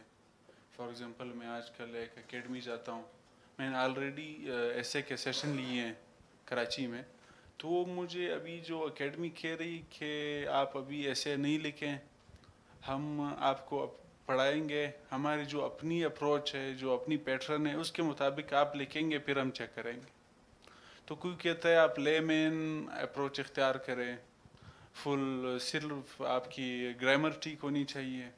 कोई फिर कहता है कि आप ऐसे वर्ड्स यूज़ करें, फुल वो डॉन वाली वो न्यूयॉर्क टाइम्स की एक्सप्रेशन आप यूज़ करें, तभी आप जाके वो कामयाब हो सकते हैं। मैंने खुद ऐसे स्पेशल में दिया है, 22 का मैंने अटेम्प्ट दिया है, तो उसमें मैंने कोशिश यही की कि मैं रिसर्च बेस्ड मटेरियल उधर दे दूं, कोई कहानी नहीं लिखूं, कोई अनटोवर्ड चीज़ नहीं लिखूं।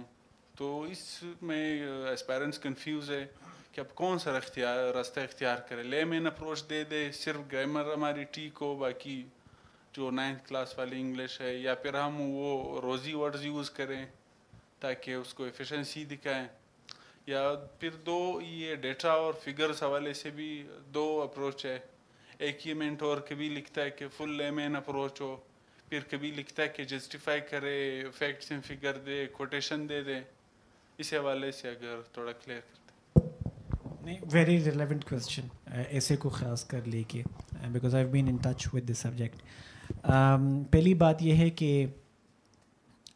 अकेडमीज़ या कोई भी शख्स जो आपको ऐसे पढ़ा रहा है, या वो एवेलुएट कर रहा है, या आपको मेंटोर कर रहा है इन टर्म्स ऑफ ऐसे राइटिंग, सो ऐसे के कुछ प्रिंसिपल्स हैं जो कि यूनिवर्सल स्टैंडर्ड के मुताबिक हैं, जो कि एग्ज़ाम की रिक्वायरमेंट है और एफपीएससी उसको मेंशन करती है। एफपीएससी सीएसएस के ऐसे के पेपर के टॉप पे लिखा है clarity, well researched, different discourses, organization, coherence, relevance, comprehensive outline, इस तरह के वर्ड्स मेंशन है अगर आप वो सीएसएस का पेपर देखें। सो वेल रिसर्च का मतलब है कि आप जो बात करेंगे उसका कोई एविडेंस देंगे, कोई एग्जांपल दें, कोई रेफरेंस बुक का रेफरेंस दें, किसी ऑथर का रेफरेंस दें, कोई कोटेशन अगर आपको लगता है कि ये इसके साथ रिलेट कर रहा है वो दें, कोई स्टैटिस्टिक्स हैं तो वो दें, कोई न्यूज़ रिपोर्ट है तो उसका जिक्र करें अपने आर्गूमेंट्स को बैक करने के लिए। मगर हर जगह ये रिसर्च पेपर तो है नहीं कि हर जगह आपके रेफरेंसेस ही आएंगे, but just for sake of कि आप जो भी आपके सपोर्टिंग आर्गूमेंट्स होंगे कहीं ना कहीं पर आप कहीं पे कोई ना कोई एविडेंस दे रहे हैं just to make it more effective. और वो ज़रूरी नहीं है, आप वैसे जनरल एग्जाम्पल भी दे सकते हैं, ठीक है। तो ये बात। सेकंड, लेमैन अप्रोच का मतलब ये नहीं है कि आप बिल्कुल वो जैसे माई स्कूल और माई सिटी का हम ऐसे लिखते थे उस तरह लिखें, नहीं। लेमैन का मतलब ये है कि आप एकेडमिशियन ना बने, आप फिलोसफर ना बने, आप एक लिटरेचर के ऑथर ना बने, आप उसको ऐसे लैंग्वेज में लिखें जिसमें आप अपने आइडियाज़ को एक ऐसे बंदे को कन्वे कर सके जिसको सिर्फ अंग्रेज़ी पे अच्छा अबूर है, जो कि अंग्रेज़ी समझता है और वो उसका कोई, अगर आप इकोनॉमिक्स पे लिख रहे हैं, ट्रेड वॉर्स पे लिख रहे हैं, मैं इकोनॉमिस्ट नहीं हूँ but I should understand your ideas. आप जार्गन्स और टर्म्स और टर्मिनोलॉजीज का यूज़ ना करें। सो दिस इज़ लेमेन्स है। सेकेंडली, आप बिल्कुल कॉम्प्लेक्स रोज़ी वोकैबुलरी को या एक्सप्रेशंस को यूज़ कर सकते हैं, फ्रेजेस को, बट वो उस सूरत में अगर आपकी बेसिक अंग्रेज़ी बेहतर है। अगर आपकी बेसिक अंग्रेज़ी ही बेहतर नहीं है तो आप ये ना एक्सपेक्ट करें कि आप एकदम जंप करें। अ लॉट ऑफ एस्पायरेंट्स, उनका इशू ये होता है कि उनकी बेसिक अंग्रेज़ी का सेंटेंस स्ट्रक्चर सही नहीं होता, वो हैवी वोकैबुलरी यूज़ कर रहे होते हैं और वो यूज़ कर रहे होते हैं। सो कुछ लोग फिर किसी को वोकैबुलरी का सिनोनियम का पता ही नहीं है कि ये क्या यहाँ पर इस सेंटेंस में इसका एप्रोप्रिएट यूज़ है या नहीं, और वो यूज़ कर रहे हैं हैवी वोकैबुलरी। आप सिंपल रखें। आपने एग्जामिनर को इम्प्रेस बाद में करना है, पहले अपनी जो बेसिक रिक्वायरमेंट है वो पूरी करनी है। सो हाँ, रोकते नहीं हैं, वो सिर्फ ये कहते हैं कि आप अपनी बेसिक रिक्वायरमेंट पूरी करें, फिर अगर आपको लगे कि आपने बेंच मार्क क्रॉस कर लिया, फिर आप अपने वोकैब को, अपने सेंटेंस स्ट्रक्चर को इम्प्रूव कर सकते हैं। सो ये, और आपने एक और मेंशन किया था, एक और भी बात मेंशन की थी ऐसे से रिलेटेड। हाँ हाँ, तो आई थिंक मैंने सारा कवर कर दिया। वो डेटा एंड फिगर मैंने आपको बताया रिसर्च पेपर नहीं है, बट एविडेंस आप दें तो ज़्यादा बेहतर। हर पैराग्राफ में एक एविडेंस, कहीं पर आपने कोटेशन दे दिया, कहीं पर वो दे दिया। बाकी अगर कोई जो है, हाँ ये मैं बात कर रहा था, ये यूनिवर्सल स्टैंडर्ड्स हैं ऐसे के या एग्ज़ाम के पॉइंट ऑफ व्यू से। अब चीज़ें सब्जेक्टिव है, कोई थीसिस स्टेटमेंट लिखता है, कोई नहीं लिखता। एग्ज़ाम की कोई रिक्वायरमेंट नहीं है कि कोई थीसिस स्टेटमेंट होना चाहिए। चीज़ों को ना आप अंडरस्टैंड करेंगे, उसकी लॉजिक को, फिर आपके लिए आसानी होगी कि ये है क्या। जब I hope you know this. So फिर हर एक का तरीका डिफरेंट होता है, subjective. I mean that is not a good mentor जो कि आपको अपने अप्रोच को अलाउ ना करें। I think you should have your approach towards it, unless आप रिलेवेंट है, आप एग्जामिनर के टॉपिक के डिमांड को पूरा कर रहे हैं, मीट कर रहे हैं, ऐसे के डिमांड को मीट कर रहे हैं, you are good to go. हाँ, अगर आप वो मीट नहीं कर रहे हैं, then there is a problem. So that's what I think. I hope I have answered your question. कोई और है जो सवाल? Yes please. मैंने प्रिपरेशन की कोई 2 साल, अभी इस्लामाबाद में आया हूँ। इधर एक चीज़ मुझे सुनने को मिलती है हर टीचर से, हर अकेडमी से, हर मेंटोर से, कि इससे के अलावा जो बाकी सब्जेक्ट्स थे उनमें आपका प्रेजेंटेशन मैटर करता है। प्रेजेंटेशन मीन के नीट राइटिंग हो, आप जो भी आंसर लिखे तो शुरू में एक बॉक्स में कोई वर्ड्स, कोई कोटेशन, कोई किसी की सेइंग लिखते हैं, फिर 5-6 सेंटेंसेस में इंट्रोडक्शन हो, फिर एक स्कीम बना दें जो भी आंसर आप लिख रहे हैं एक ट्री की शक्ल में, कोई बॉक्सेस में उसको वो कर दें, और आगे भी इसी तरह करते जाएं।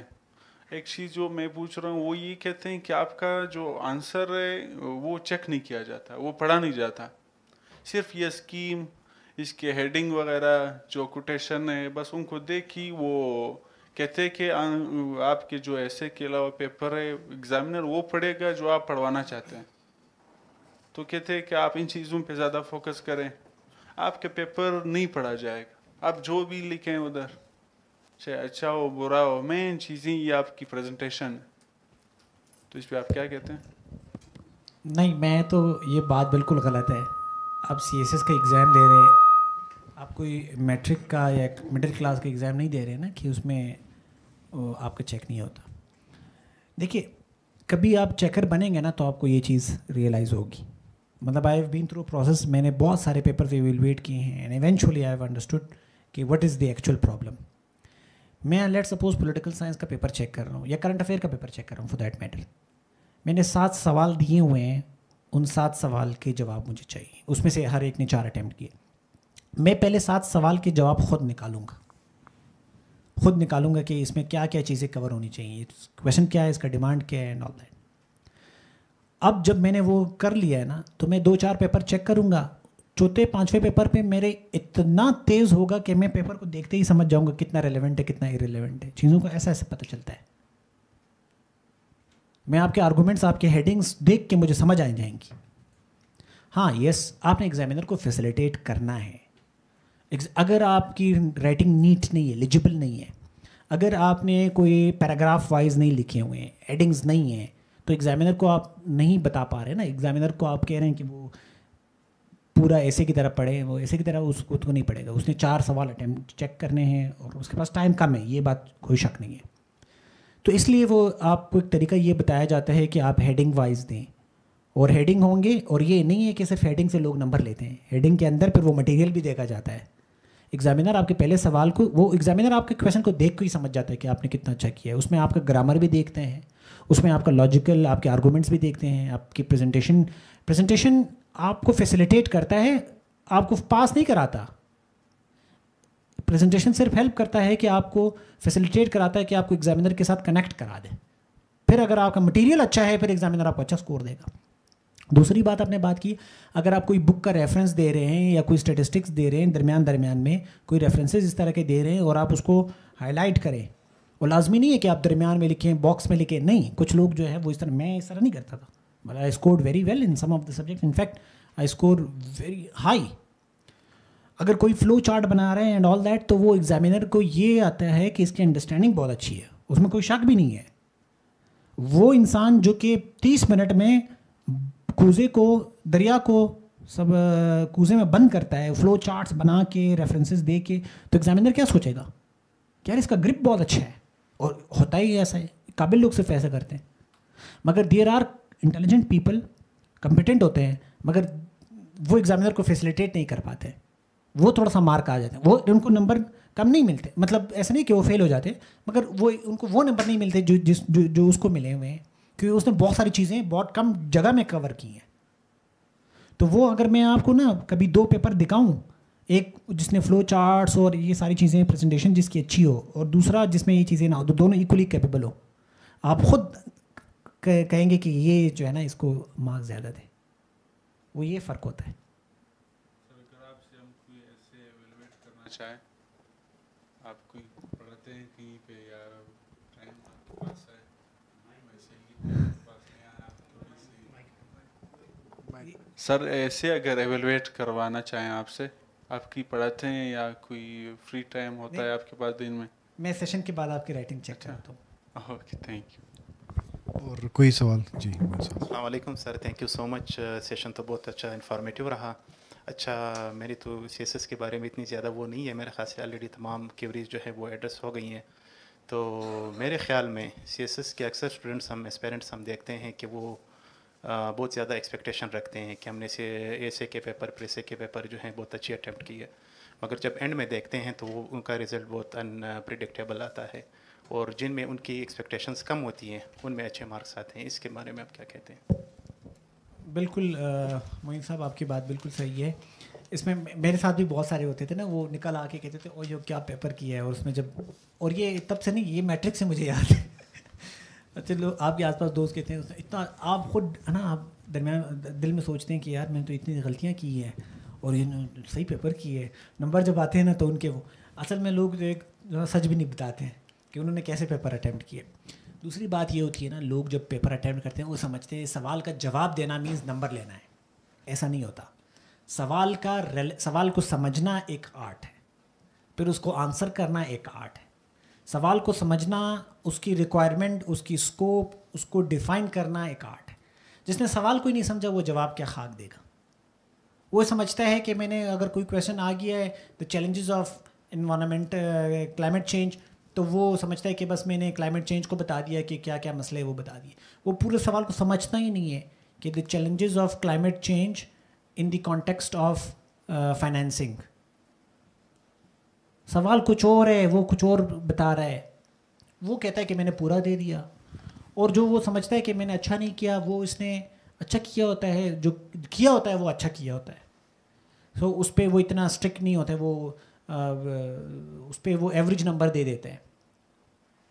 सो एवरेज नंबर एग्जामिनर इसलिए भी दे देता है, आपने वैसे नहीं अटैम्प्ट कर लिया तो चले 2-4 नंबर तो आप ले लेना, तो वो समझते हैं कि यार वो वाह वाह हो गई है। तो ऐसा कुछ नहीं होता। सो मेरे ख्याल में ये इस पेरेंट्स को ख़ुद नहीं पता होता, या स्टूडेंट्स को जब वो दूसरे एग्ज़ाम्स भी दे रहे होते हैं कि वेयर डू वी स्टैंड। इसलिए मॉक एग्ज़ाम्स बहुत अच्छे होते हैं। मॉक एग्ज़ाम आपको बता देते हैं कि वेयर डू यू स्टैंड, और ख़ासकर वो मॉक एग्ज़ाम जिसमें आपका पेपर एवेलुएट हो और आपको बताया जाए कि ये आपकी गलतियाँ हैं, और उन गलतियों को देख के आप कहें वाकई में यार ये इश्यूज़ तो हैं। अब लॉजिकली कन्विंस होंगे तो those are the areas of improvement. हमें तो अपने पेपर्स का किसी ने दिखाया भी नहीं होता कि ये आपके पेपर है। हमने मैट्रिक में, एफएससी में और फिर बीएस जब हम कर रहे होते हैं 80-90 एग्ज़ाम्स दे देते हैं, कोई हमें ये पेपर नहीं दिखाता कि ये आपका पेपर इस तरह चेक हुआ है, आपकी ये गलतियाँ हैं। हम सिर्फ ये देखते हैं 100 में से आपने मुझे 79 नंबर दिए, 80 क्यों नहीं दिए, 1 नंबर से मेरा जीपीए ख़राब हो गया। बट वो नहीं कि यार 20 नंबर क्यों नहीं दिए, 21 नंबर क्यों नहीं दिए और 79 नंबर क्यों दिए हैं। तो वो हमारी इवैल्यूएशन होती ही नहीं है, तो हमें पता ही नहीं होता कि हम सही लिखते हैं गलत लिखते हैं, उसको कोई वो पहचान ही नहीं होती। बस हम सिर्फ ये देखते हैं पास हुआ है या फेल हुआ है। So I think sir one last question sir, कुछ लोग इसको गेम ऑफ लक भी कहते हैं, क्योंकि हम देखते भी इस तरह हैं। कुछ दफ़ा जो कुछ स्टूडेंट बिल्कुल टॉप पे आ रहे होते हैं, अगली दफ़ा जब वो अटेम्प्ट करते हैं तो वो जो हैं वो फेल हो जाते हैं। इस बारे में बिल्कुल, इसमें नहीं, there are so many examples जिसमें लोग क्वालिफाई कर लेते हैं और दूसरा अटेम्प्ट लेते हैं तब भी क्वालिफाई कर लेते हैं। मगर हाँ, ये ऐसे भी है कि दूसरी दफ़ा नहीं करें। उसमें सिर्फ ये नहीं है कि एक दफ़ा आप यस उसमें CSS को एग्ज़ाम को भी लेके there are very shortcomings, many shortcomings, जो कि हम समझते हैं कि क्रेडिबल एग्ज़ाम वो होता है जिसमें बार बार आप करें और रिज़ल्ट वही आए। तो वो एग्ज़ाम ये डिफरेंट पेडागोजी में पढ़ाते हैं कि एक टेस्ट या एग्ज़ाम वो क्रेडिबल होता है, वैलिड होता है, एक वैलिड है, एक क्रेडिबिलिटी उसकी। बहरहाल CSS एग्ज़ाम में there are so many other things. एक, आपने सिलेबस कवर किया है, आप कम्युनिकेशन बहुत अच्छी है, राइटिंग स्किल्स आपके अच्छे हैं, अगले साल तक भी आप उन चीज़ों को लेके जाएं, आप अपने आप को अप टू डेट करें, आप अपने राइटिंग को कंटिन्यू रखें, क्योंकि डिटेच होने का मतलब है you know miss the skills, और आपके स्किल्स जो जिस पे आपने काम किए होते हैं वो वापस ज़ीरो पे चले जाते हैं। तो आप अपने स्किल्स के साथ, आप अपने सब्जेक्ट के साथ इन टच रहेंगे। लोग इन टच नहीं रहते ना, लोग एग्ज़ाम अटेम्प्ट करने के बाद वो फिर इधर उधर लग जाते हैं, तो जाहिर सी बात है वो वापस ज़ीरो में चले जाते हैं। तो ये फैक्टर है। दूसरा, यस एग्ज़ाम में लक का फैक्टर इस हद तक है कि समटाइम्स एक बंदा बहुत कॉम्पिटेंट होता है मगर उसके राइटिंग स्किल्स में इश्यूज़ होते हैं, उसके प्रेजेंटेशन स्किल्स में इश्यूज़ होंगे, वो किसी एक सब्जेक्ट में उसको टॉपिक समझ नहीं आएगा, मे बी वो शायद लेट हुआ है, मे बी उसकी नींद पूरी नहीं है, मे बी वो एकदम से प्रेशराइज हो जाता है, मे बी ये सारी चीज़ें होती हैं जिसमें हम कहते हैं कि यार लक इज़ इम्पॉर्टेंट। तो जब एक चीज़ 100% क्रेडिबल नहीं हो ना, उसमें शॉर्टकमिंग्स होता हम उसको कहते हैं लक।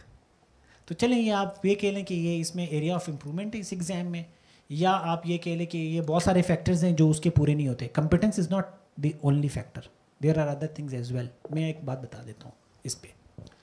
एक हमारे साथ थे एक्स्ट्राऑर्डिनरी इंटेलिजेंट एंड, बट उसका मसला ये था वो इतना क्रिटिकल था, वो स्टेट पॉइंट ऑफ व्यू को बहुत अगेंस्ट होता था ऑल द टाइम। तो अब वो लिखते वक्त भी उसका नेचुरल हैबिट डेवलप हुआ था ना, वो राइटिंग में लेके आता था। अब आप जिस एग्ज़ाम के लिए आप एग्ज़ाम दे रहे हैं और आपकी थिंकिंग जो है ना वो एक एकेडमिशियन वाली है, एक जर्नलिस्ट वाली है, एक फ़िलासफ़ी वाली है, we require a civil servant not a. सो ये भी बड़ा मसला होता है ना। अब ये उसका लक ये है कि अब ये लक नहीं है, ये उसकी नाकामी है कि उसने उसकी इस एग्ज़ाम की रिक्वायरमेंट नहीं समझी। सो ये भी इशूज़ हैं जिनको फिर हम कहते हैं कि लक है and all that. I hope कि somehow I have addressed your question. Anyone जो सवाल पूछना चाहते हैं? सर लास्ट क्वेश्चन में सर जो एज रिफॉर्म्स अभी ला रहे हैं और अटेम्प्ट्स भी उन्होंने बढ़ा दिए, 5 कर दिए इंस्टेड ऑफ 3, सर इसको आप किस नज़र से देखते हैं? क्या एज 35 होना चाहिए और अटेम्प्ट्स 3 से बढ़ा के 5 होने चाहिए? आप इससे एग्री करते हैं या डिसएग्री करते हैं इस बारे में? सर इसमें मैं ख़ुद अपनी राय तो नहीं दे सकता हूँ। ये नेशनल असम्बली का रेजोल्यूशन है। रेजोल्यूशन बेसिकली लीगली बाइंडिंग नहीं होते। These are very strong suggestions and they are very much respected, these resolutions by all the government organizations. So I think FPSC will consider it, but I'm not sure कि FPSC उस पर क्या decide करती है। कुछ लोग they are happy कि maybe they get a chance and some people think it's not a good idea, but I'm not sure. So I cannot share my opinion. I have not really, to be very honest, I have not thought on this thing कि कितनी effective है कितने नहीं है. But so far it is not been decided. It was recommended by the National Assembly after passing that resolution which is been circulating on the social media. बहुत शुक्रिया। अगर किसी के ज़हन में कोई सवाल है तो पूछ ले, वरना फिर हम वाइंड अप करते हैं। I think बस I think it's more than enough. Thank you so much sir, thank you so much sir कि आपने कीमती वक्त दिया। बहुत शुक्रिया सर, थैंक यू।